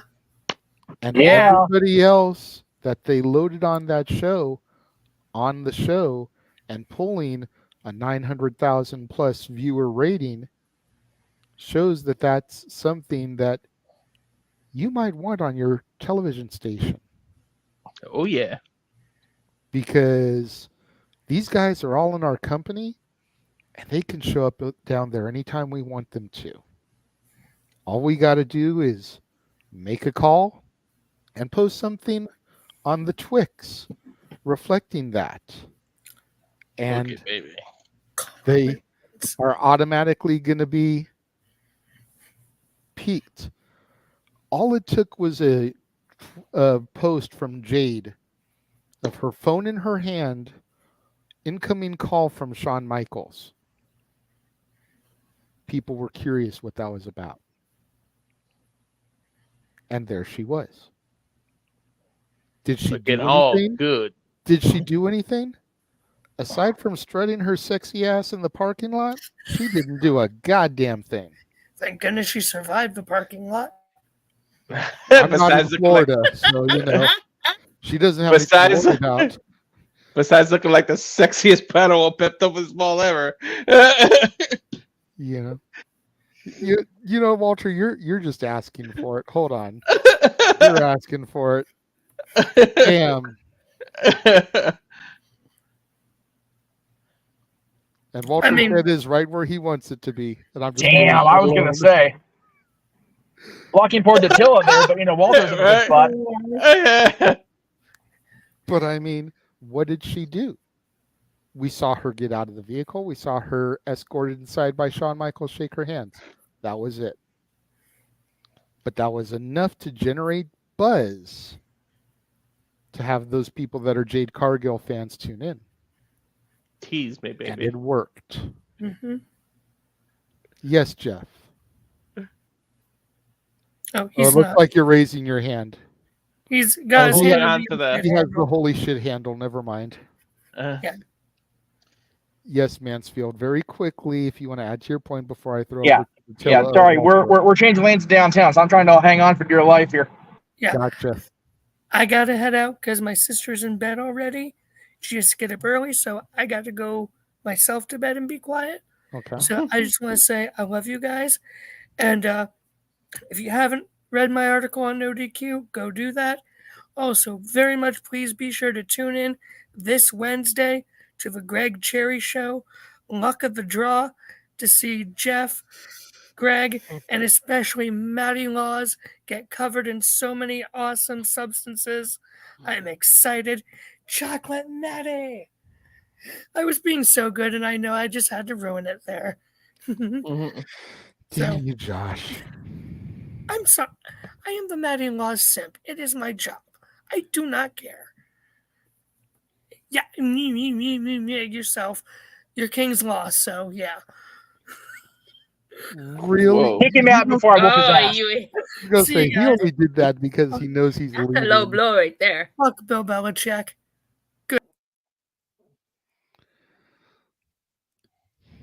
God damn it, Josh. Man, no, you got to get him. You had to go there. You mentioned the fucking football thing. You don't kick him out while he's down. Now, you know what, though, Attila, other than the Kings losing in the shootout, let me be clear really quick. I know we're talking about Tony. The way the Kings played the first two periods, we deserved to win that friggin' game. They played like absolute dog shit for 40 minutes. They came back and tied it up in the third period, which JD and I are going, God damn it, we were trying to get Jeff on the air. And, of course, the Kings got to give us that little speck of hope, and then they step on their own dick in the shootout.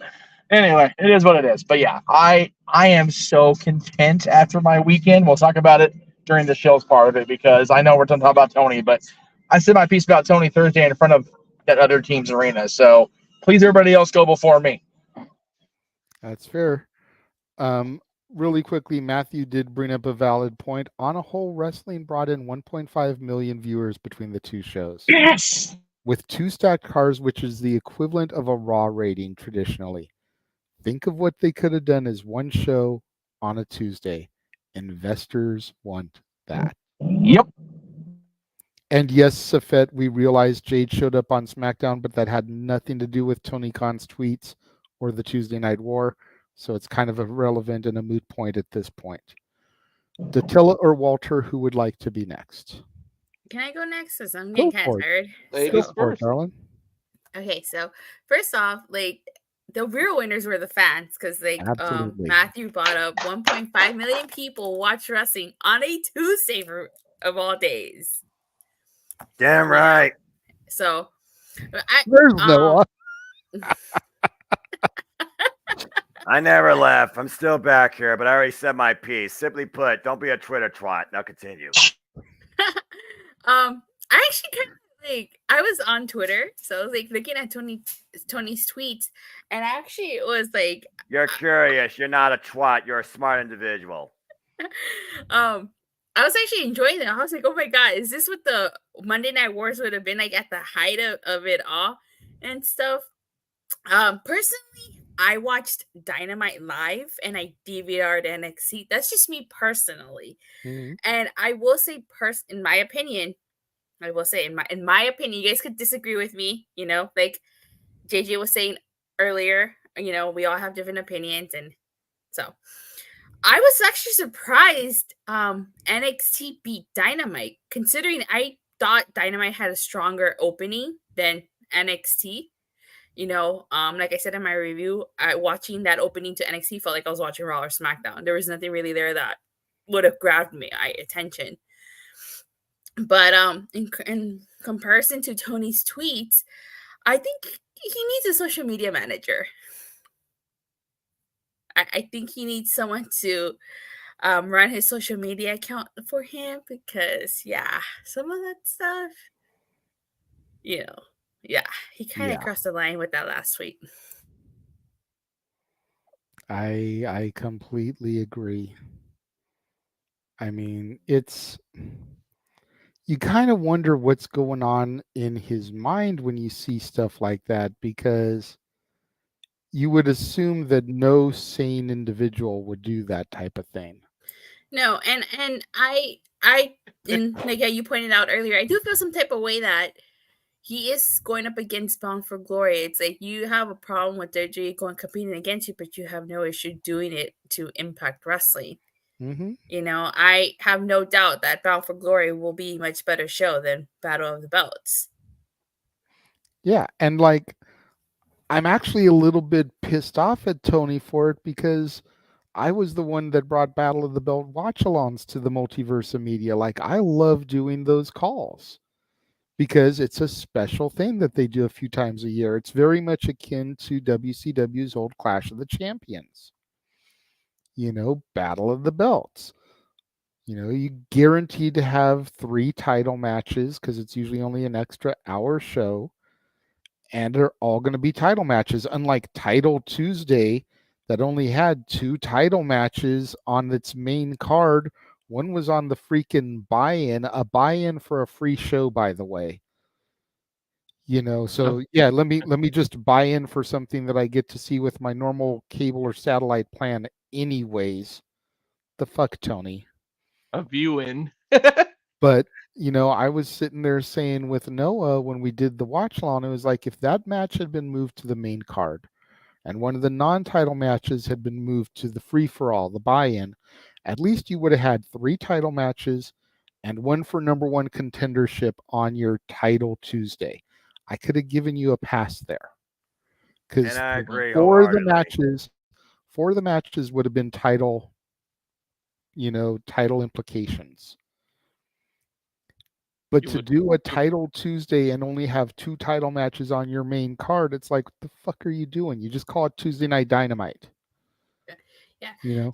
And you know something? I think the next war on Friday, on November 17th, is also going to be interesting, especially considering that SmackDown normally pulls in 2 million viewers. Yeah, SmackDown is the best rated show because guess who's on it? Our tribal chief. But he doesn't appear every week. He doesn't, but this won't be the go home to, but it'll be the SmackDown before the go home to Survivor Series. So he will be in the arena and prominently featured. And they'll probably stack it. They'll probably stack it anyways. I wouldn't be surprised if the first 30 minutes of SmackDown are commercial free. Right? Well, they're on Fox, so maybe. But Fox is a whole other animal. Before anybody asks, I would not be watching SmackDown I'm at the forum because for watching Collision live. So of course. I'm not going to be that person. Please don't be that person. I will be at Collision, so I won't be able to watch SmackDown. I'll just catch it West Coast. Actually, I don't think I'll even be able to catch it West Coast time. But I'll just DVR You'll have to DVR it, yeah. Yeah. So I will be at Collision that day. So I know I'm going to have fun regardless. And you better have fun, just like Noah had fun this evening. Yeah. And we hope that you will chime in and maybe pop into the live stream because we will be doing a watch along of it, much like we did for the Tuesday Night War. Okay, yeah, I can be your live event correspondent. Yay! I mean, how could we not do another watch along? It did big numbers for us across the multiverse this week, so why not run it back? Hey, I'm all about calling everything, so hey, I'm game for anything. And it'll be the show prior to Full Gear, so it's going to have a lot of Full Gear implications on the Dynamite side of things, the AEW side. Botch, I know it's Rampage. I'm so used to going to the A show since SmackDown is the A show for WWE. I don't care what anybody says, but you know what would have been a real war, and it would not have surprised me today did this if both SmackDown and Collision were in the same city, because they would be at different venues. The Staples Center, SmackDown would be at the Staples Center, and Collision would be at the Forum. Just wait. Guarantee you that will happen sooner rather than later after this. Mm-hmm. We're getting to that point in this war, in this feud. And I welcome it. Competition breeds progression. It demands more attention to detail. And that means the fans win even more because we get more content. And let's see what Tony tweets that day. Fuck Twitter. Don't be a friggin' Twitter twat. that needs to be Jeff's new t-shirt. Don't be a Twix twat. You guys hear the ambulance? Do not threaten me with a good time.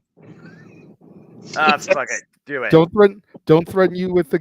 Wait, what happened? I thought I just. Isn't that a Poison song? Nothing but a good time is a Poison. Anything but a good time is a Poison song. Yeah. Oh, okay. I got confused for a second there. Don't threaten Jeff with a good time, just like Noah Foster seeing Chris Statlander retain her TBS title. That's where it's at. Both those women delivered. Fucking A, great match. Her Zoolander inspired attire. Oh, that's why I put the pick up the Zoolander. Yes. Movie thing. Yeah, I don't give a damn about movies. Remember?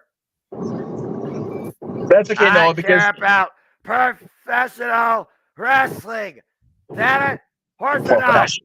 That's right. So, I will say, if both shows would have been here, I would be like, would I go to? I would have still gone to Collision just because I've been to SmackDown.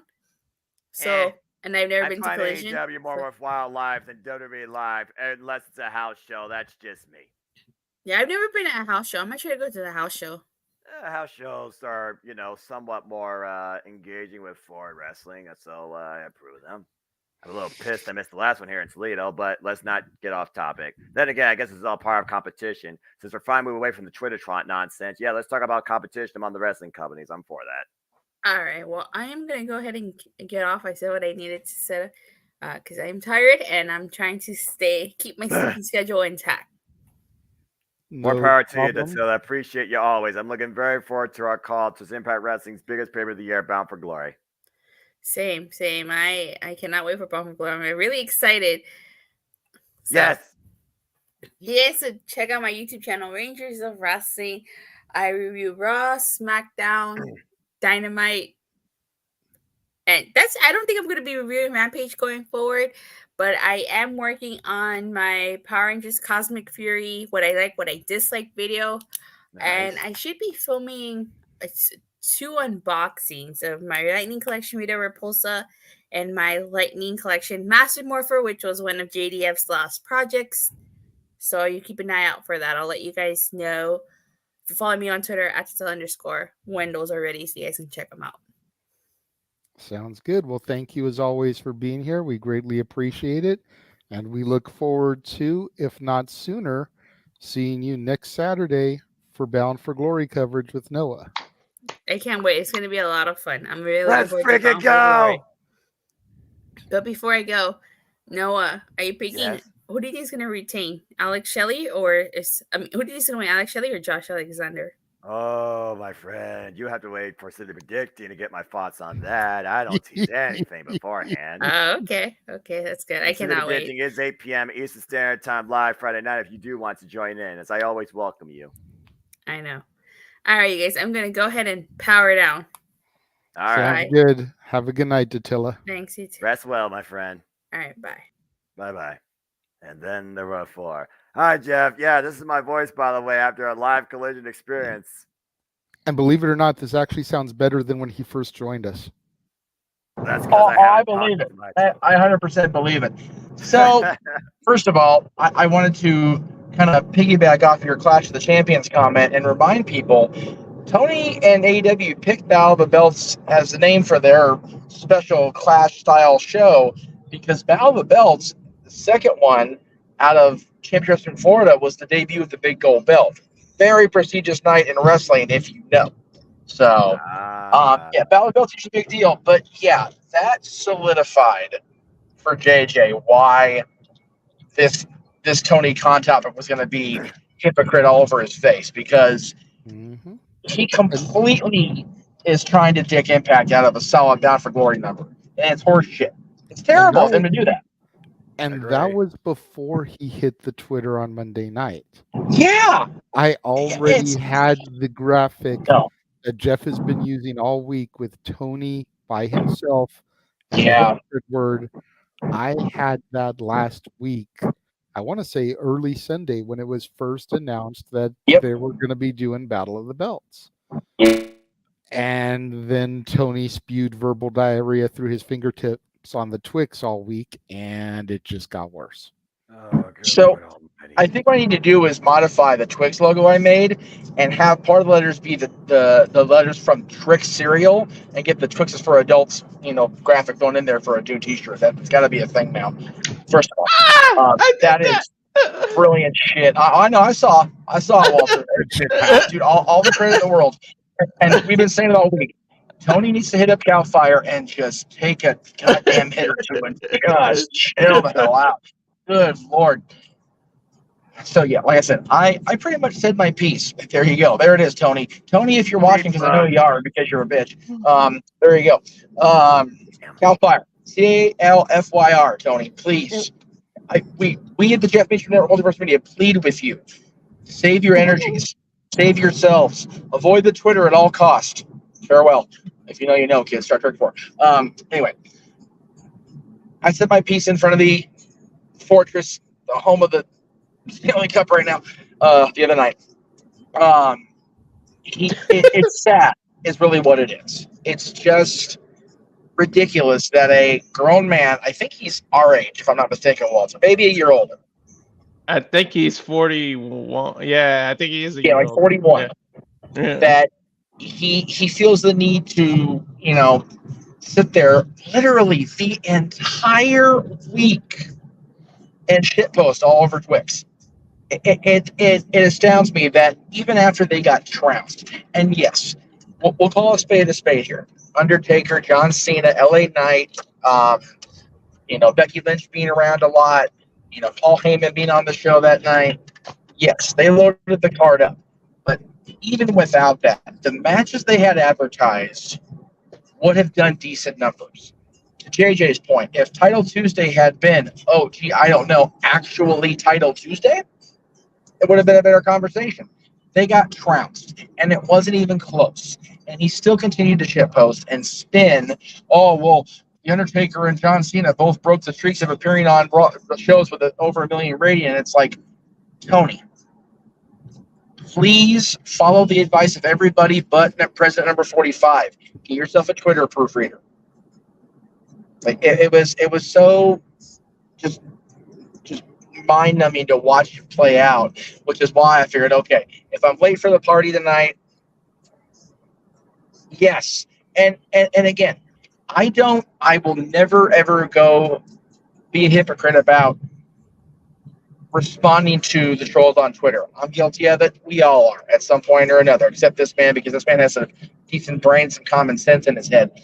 And we love you for that, Noah. Even though your voice is shit, you still got a decent brain going for yourself. And please don't ever lose that. And your heart of gold, too. Never lose either one of those. You're in good shape, brother. I'll try. But it was the way he was responding. Instead of being coherent and logical, and most importantly, mature, I think he used that Roderick Strong meme for more than half his responses.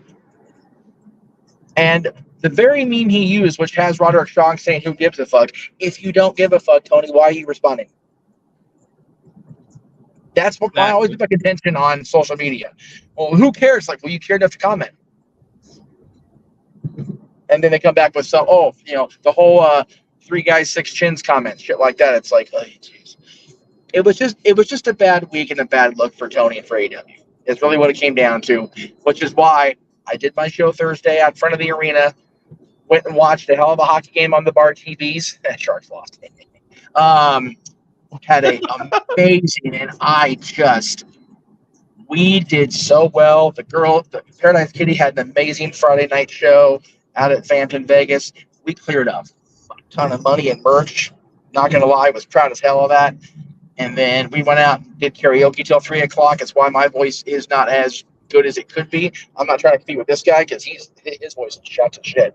But had we done the show this morning, probably would have been a very scary situation. It would have been a battle of the raspies with Noah and me. It would have been ugly. We still would have made it work. But the point I saw most that really just warmed my heart is wrestling had 1.5 million viewers Tuesday. That was the greatest part of it for me. Regardless of what Tony did, and we can focus on that till we're blue in the face, and we're going to be after tonight, I'm sure. But wrestling, for the first time, as far as I can remember, was positive, negative, or not, it was the toast of the social media world, or the social media town, toast of the town. It was wonderful to see. And, if I'm not mistaken, did you watch NXT with Undertaker on Tuesday? Did you get to see that? Okay. Dad didn't get to watch that yet, but I'm going to show him Undertaker chokeslamming Rick Steiner's boy, because that was funnier than hell. For Dad, because, everybody knows, Undertaker's my dad's guy. Anytime we get to see him come out there, and especially the way he came out there, he rode that bike at the PC, it's like, God, he's got no room to drive. How's he going to get around? But just the smiles. Booker T looked like he had gotten remarried. He was so happy. He just big old shit-eating grin on his face. John looked happy. I was talking to JJ. John was in full John Cena guru mode the entire Tuesday night. It was fun as hell to watch him just completely self-depreciate his damn self. It was a lot of fun. I had fun watching the shows this week. I had a tremendous time this weekend. Going to watch the Kings lose in my first game of the regular season is never fun. and it's back to Disney grind tomorrow. And I know I'm monologuing and I'm going on, but I just wanted to make sure I said my piece because I'm going to be home soon. I won't be able to be on the air. So I am ever grateful to the people still in this room. I'm ever grateful to Tatilla and Josh for piping in earlier. Did Mikey show up earlier to JJ? Yes, I didn't get to check. Mikey, again, thank you for coming in tonight. It's so wonderful to be able to cover this stuff, good and bad, right? It's wonderful to be able to keep doing this. And that, I told my dad about that. There it is. Look there. There's the picture of LA Knight Undertaker at ringside. There you go. That just makes my day because somewhere I know Perch is up there. Oh yes, my boys. And look, is that Shawn behind LA Knight there? Well, I mean, I zoom in close on the yeah. Shawn Michaels introducing LA Knight Undertaker. It's like, dude, can we just not get any better than that? I mean, this is damn good too, though. I'm not gonna lie. And Jay just put up simply respect. It was like, man, she gets it. She got a big old hype all week, and she still is like, no, you know what, Undertaker's here. Let me go show my respect where it needs to go. She gets it. So once she gets the mechanics, the fine tuning in the ring down, oh God, unstoppable. Unstoppable she's gonna be, I tell you. But thank you everybody again for the week. It was nice to know that the week could go on and I didn't have to worry about micromanaging everything. It was wonderful. Emmanuel makes a very valid point. Casual WWE fans don't watch NXT. If they did, the ratings would match Raw and SmackDown, but they don't. That's why NXT failed the first time with AEW, because NXT was no longer the alternative. My question is, how many people watched both shows at the same time versus those who didn't? I know that Noah and I didn't watch at the same time because we were calling the action of Dynamite, and then at 8 o'clock to the West Coast, 11 o'clock for Noah, we flipped over and we did the NXT part of the watch along. Yep. And honestly, I thought that was the way to go. Agree. Because AEW Dynamite is their flagship show. They set the bar for the evening. And again, like I said earlier, while I don't think NXT's matches surpassed the Dynamite matches, the character development, the story arcs, the moments far superseded anything that Dynamite put on the air. It's a complete yin and yang, tit for tat. It is subjective. It is professional wrestling, damn it, but he digresses, versus sports entertainment. Yep. I did it the opposite of you guys. I watched NXT live and DVR Dynamite and then watched it. That's fine. Oh, by the way, Mr. Cruz, we are on the West Coast. No I know. SmackDown spoilers. Thank you. Anyway, like I said, I wasn't home, so it didn't bother me, but it was a draft. I told him in the private chat after he sent it to me, I was like, dude, I'm West Coast. I don't see it till 11 o'clock your time. Why you do this to me? And then I was like, oh, shit. Yeah, sorry. But now he's aware. Yeah. Now you know, and knowing is half the battle. Yeah. That's right. Knowing is half the battle. I remember those commercials. And it's the knowledge of what's coming up. I mean, hold on. Y'all thought this week was crazy. Hold on, Jeff. Hold on. Don't get ahead of yourselves. Walter didn't address the topic. Yeah, everybody else wins, and Walter hasn't addressed the topic yet. So let Walter address it, and then I pretty much went. Mode. I pretty much went on a rampage already earlier this week with you guys. So pretty much, I think what I said in the super chat sums it up the best. It's like, no, Tony, Twix is for adults. Like, just get off of it and like get somebody to manage it. And if I was him, I would have backpedaled. I would have lied my ass off. I was hacked. I some shit. Make something up. Be like, look, I was hacked. That's not me. Reverse it. Honestly, that's the first thing I thought when I started seeing this. I was like, dude, has Tony Khan been hacked? Exactly. I would have said I was hacked and got away with it. It kept It going. wouldn't And stop. I'm like, when he used a Roderick Strong gif is what really made me realize that it was Tony, because what better way to get over one of your talents than use a gif of them? Yep. You know? When I saw that, I realized it was him. But first thought was, shit, has Tony Khan been hacked? Exactly. Because, you know, I thought about when Teddy Long got hacked not that long ago. Yep, I remember that. Yeah. Well, he just came off as a spoiled brat that got his tablet taken away. You know, it's just.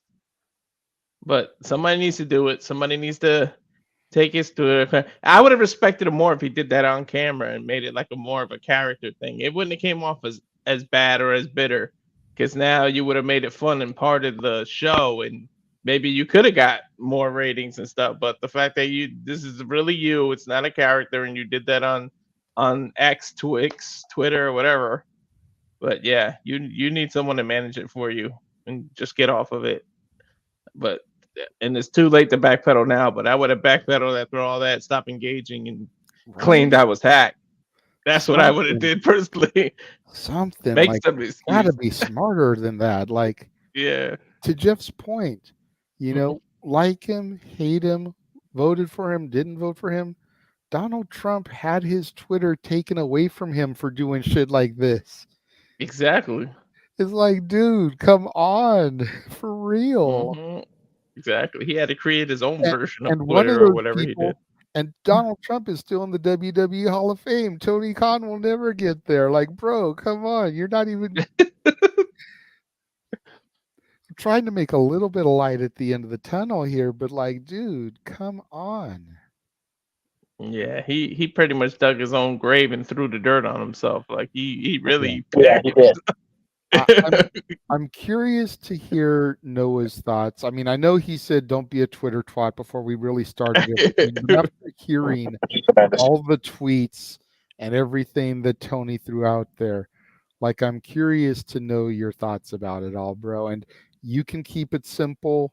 I don't, you know, I talked to you in private about this because I know what a staunch supporter you are in AEW, and that's what I was worried about. But I'm curious what your thoughts are, having heard everything that Tony put out there.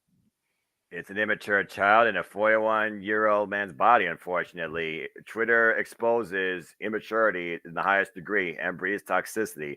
Tony Khan added to it. Tony Khan was out of line. Tony Khan reacted versus thinked before he acted. It's one of those things where, again, I don't really look at this. First off, I don't scroll. I don't tweet excessively myself. And I sure as hell don't follow or have notifications for every self-proclaimed wrestling journalist or bigwig out there with a 7-figure wallet or salary. At the end of the day, Tony Khan, he was foolish. As far as me, I went to AEW Collision with Ring of Honor, just literally as you guys talked about. Tony Khan came out. He, of course, pranked Toledo, Ohio. He thanked the fans. He appreciated us being a part of the festivities. First time outing, says he'll be back again. Cannot fucking wait. And that was really it. There wasn't really any bad blood spewed by the fans towards him. There wasn't any bad blood coming up by him. He seemed like a very normal, genuine man. But you can't judge a book by its covers. We also are not this person. You even said a moment ago, he talked about the type of situations he dealt with that may have been close to impulsive behavior at an earlier time. But again, sometimes people do not learn from their past or grow from it. At the end of the day, when you abuse the right of freedom of speech with the fact that you have the freedom to tweet, that is where you truly show your immaturity and your stupidity and your lack of integrity. And that's really what this came down to. I don't support AEW for the man behind the wallet. I support AEW for the hardworking men and women that showcase their incredible talent at the expense of their own well-being for our engagement and entertainment. To Chris Statler, to Brian Danielson, Christian Cage, Adam Copeland, Sky Blue, to Trisha Dora that was on Ring of Honor, Lady Frost, and any other name you could think of too if you were there live with me again, my fellow Toledoans. Appreciate wrestling, but don't necessarily follow it for the anagrams or the biggest names that you recognize, whether they are the biggest names on screen or the biggest fat-ass wallet, because you don't work for them.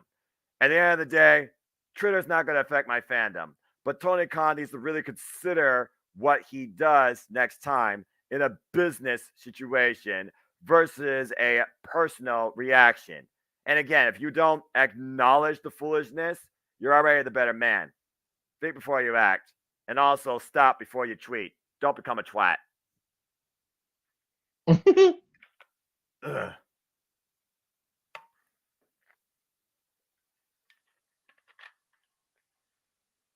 You're on mute, JJ.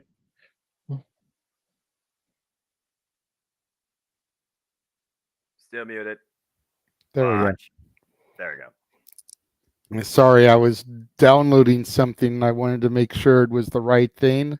Oh, So I boy. muted my microphone before I No, started you're downloading. good. Like I said, bottom line, simply put, and this doesn't go out just to TK. This goes out to any man and woman because, again, why it's a man-focused industry, even women can show how immature they can be on the internet. Don't be a Twitter twat. Yeah, absolutely. I And appreciate. thank you, Pro Wrestling, for an incredible Tuesday. I look forward to more days like that because competition should breathe progression, excitement, and bring more, as Jeff alluded to, attention. The fact that many people were only focused according to what you gave me in numbers, and I don't give a shit about numbers because I don't follow that shit either because that's just a matter of advertisers, but hey, it's a talking point. But the fact that many people, whether they're fans or businessmen, engage in the wrestling industry, that just goes to show that wrestling is in a better place that it hasn't been in a long time overall. Absolutely. I saw a Twitter twat. I did talk to the twat. I did talk to the twat.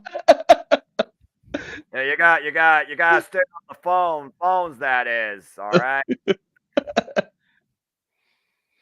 Be very, very quiet. I'm hunting. On the real though, thank you everybody who's watching from across the entirety of the multiverse. We always love to see that. Yes. Appreciate y'all. At least most of my boys recovered. So that is our show for this evening. That is all of our topics. It is now time to go into the gratuitous shill portion of the show. And I'm going to try to run through these as quick as possible. Good Lord. I don't know if we'll be able to get out right at midnight, but hopefully it won't be too much of an overrun. Try. Go and follow Josh Mansfield, who was here earlier this evening. You can find him on the Twix at Walking Hymnal, on the Instagram at Malamangram. Check out his postings. For the most part, he's a good little Catholic boy. Sometimes he asks how he can pray for you, even though if he doesn't fulfill every prayer request. Damn it. I asked him to pray that Meacham got laid while in Vegas today, and well, that didn't happen. It was close, brother. It was close last night. Not gonna lie, it was close. I don't think prayer works like that.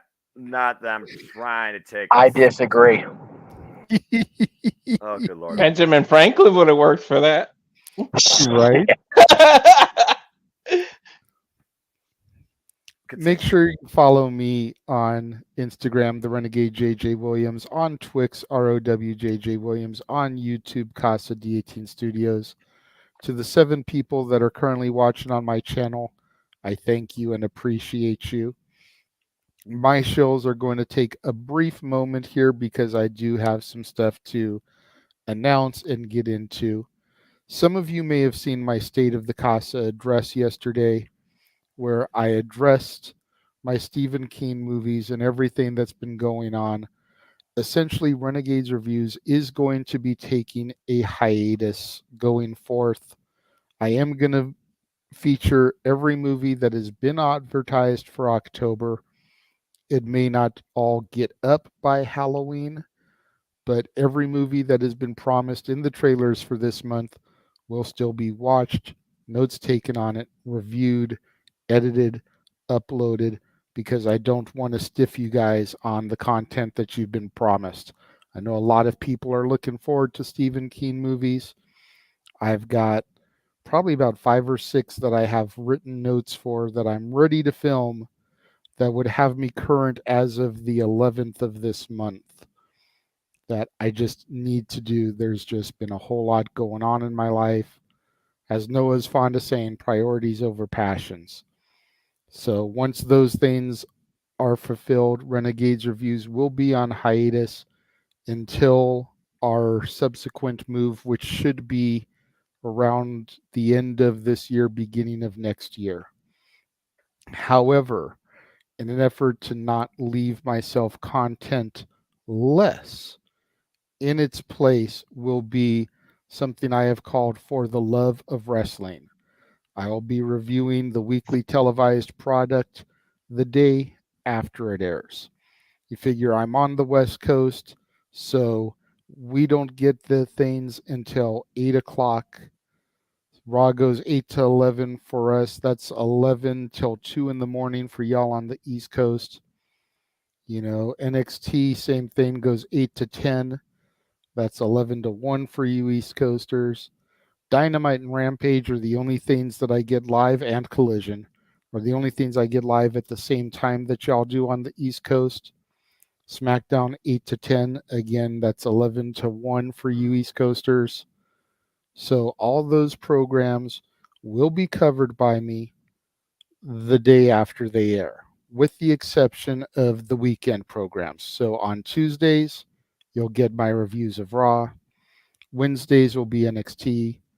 Thursdays will be Dynamite. And then come Mondays, you'll get Rampage, SmackDown, and Collision.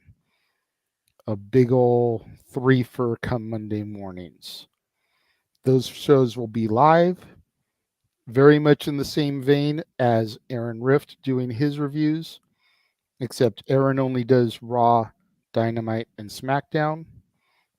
Very much in the same vein as Datilla, who also really is only doing Raw, Dynamite, and SmackDown, as she said today that she's pulling back on Rampage. So I will still be doing Raw, Dynamite, and SmackDown, but you'll also get NXT, Rampage, and Collision from me.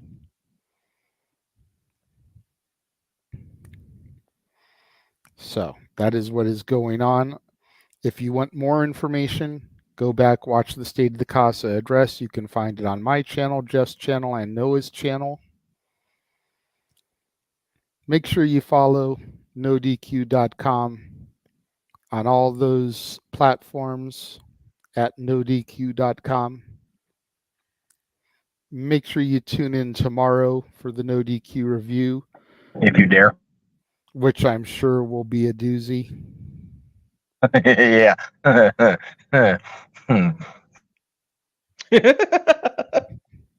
Make sure you tune in to Aaron's live recaps and reactions immediately following Raw, Dynamite, and SmackDown every Monday, Wednesday, and Friday. Meacham, will you have a program on Monday? I will. As a matter of fact, I was trying to load the graph again, so let me just do it as I have a special one, so just give me a second here. Jesus, here we go. Loading up. You know what? Hey, I have to shill for the boss because, goddamn it, they're going to pay me to come in tomorrow. So just give me a second here. Yeah, but we only can fit enough images, 100 images. Yep. So if you have a special image for each episode. You know what? How about you suck it from the back right now? Anyway. I will not, and how dare you for even suggesting that? Well, I don't know because I'm getting grumpy. Anyway, as Monday is the company's 100th anniversary, I am off Monday, but I will sign myself in because I am a horrible saver of time and money. So I will be live with the show, 7 o'clock Eastern, 4 Pacific, Beaches Musings, coming up on Monday. Just really quick here. I'm going to do this really quickly so I can get in the house and done with my night because my dad's waiting and I'm getting out of his car. So, I can't use that image. Damn it. Hang on a second. Oh, shut up, you mutt. It's not my dog. I don't care. Anyway. Oh, I know. Come on. Jesus Christ. All right, there we go. There's my week on my channel. There you go. There it is. So we got Meech's Musings on Monday. We've got Step Boy back in the saddle at Tuesday, regular time, 4 o'clock Pacific, 7 o'clock Eastern. Luck of the draw Wednesday, the Greg Cherry Show. Talk Wrestling will be on Thursday this week. Just don't know what time yet. I work Friday, and then our Bound for Glory coverage, Haunted Hangman, and Open Mic Night back here Saturday night. Guys, again, thank you for a wonderful night of coverage. I appreciate you guys. I love you all. Hello? Reroll. He froze. Botch. I thought it was me for a minute.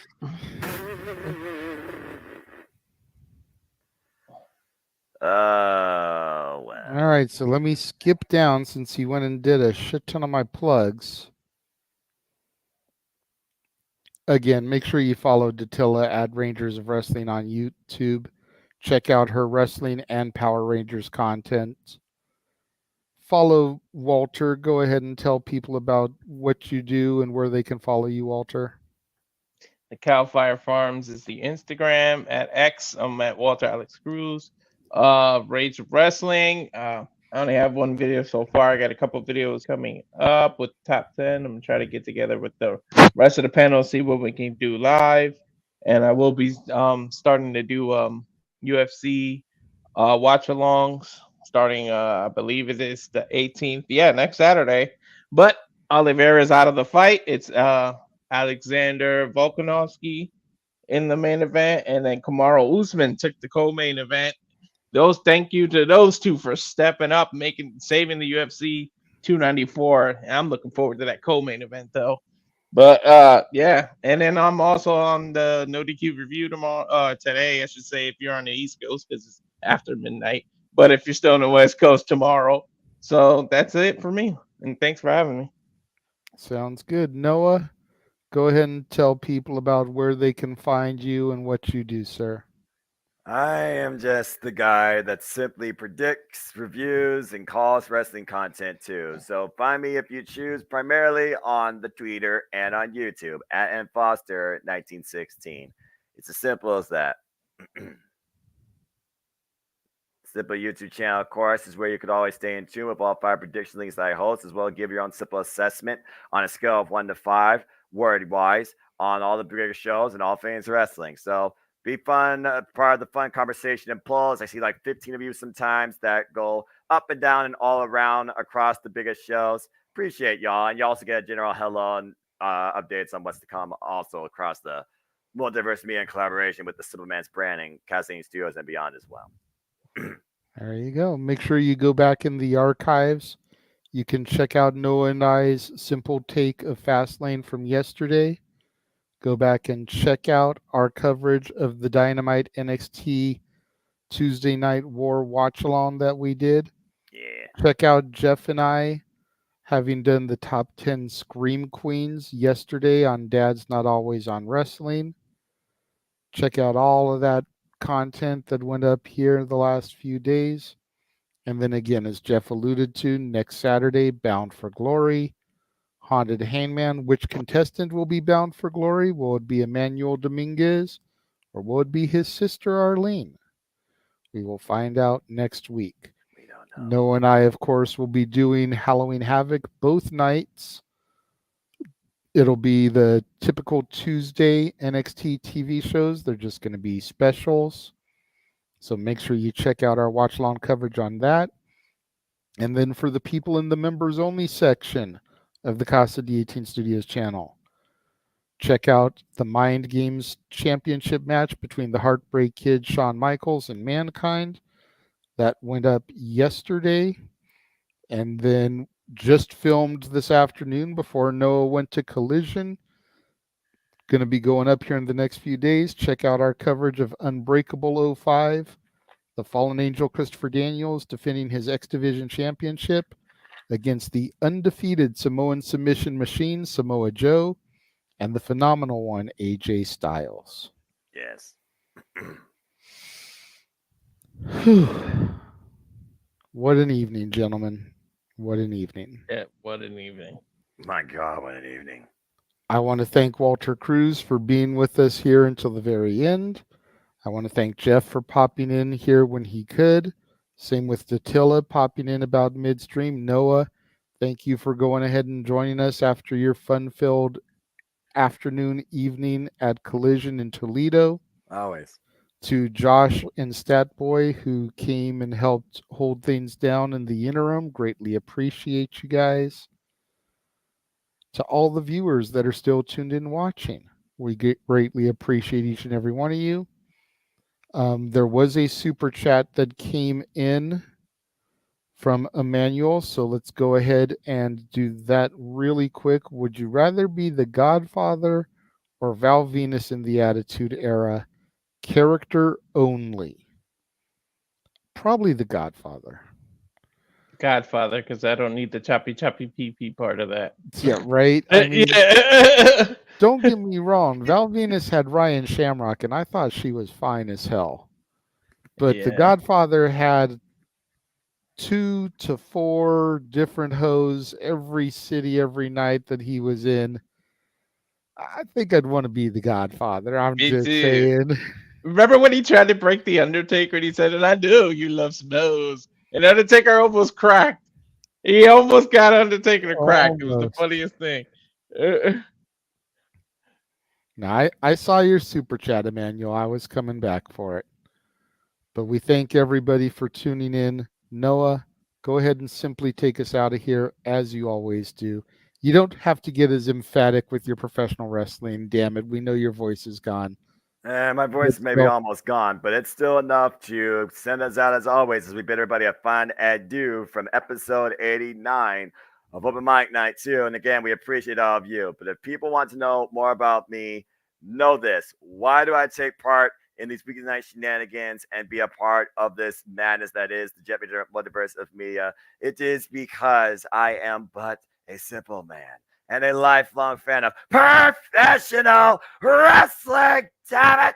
But I digress. It's only wish to always encourage you. And there are no winners, there are no losers, there are no betters. Just fans with opinions for this passion we all share. So at the end of the day, folks, support one another, respect each other, protect your mentality too. Starts with maybe leaving yourself off this. Treasure your families and just enjoy life and enjoy professional wrestling. It is truly as simple as that. There you have it. Thank you all for tuning in. Have a good night, everybody. Have a good night, folks. Thank you, AEW Collision. Tony Khan, don't be a Twitter trot. I can see you could be a better man.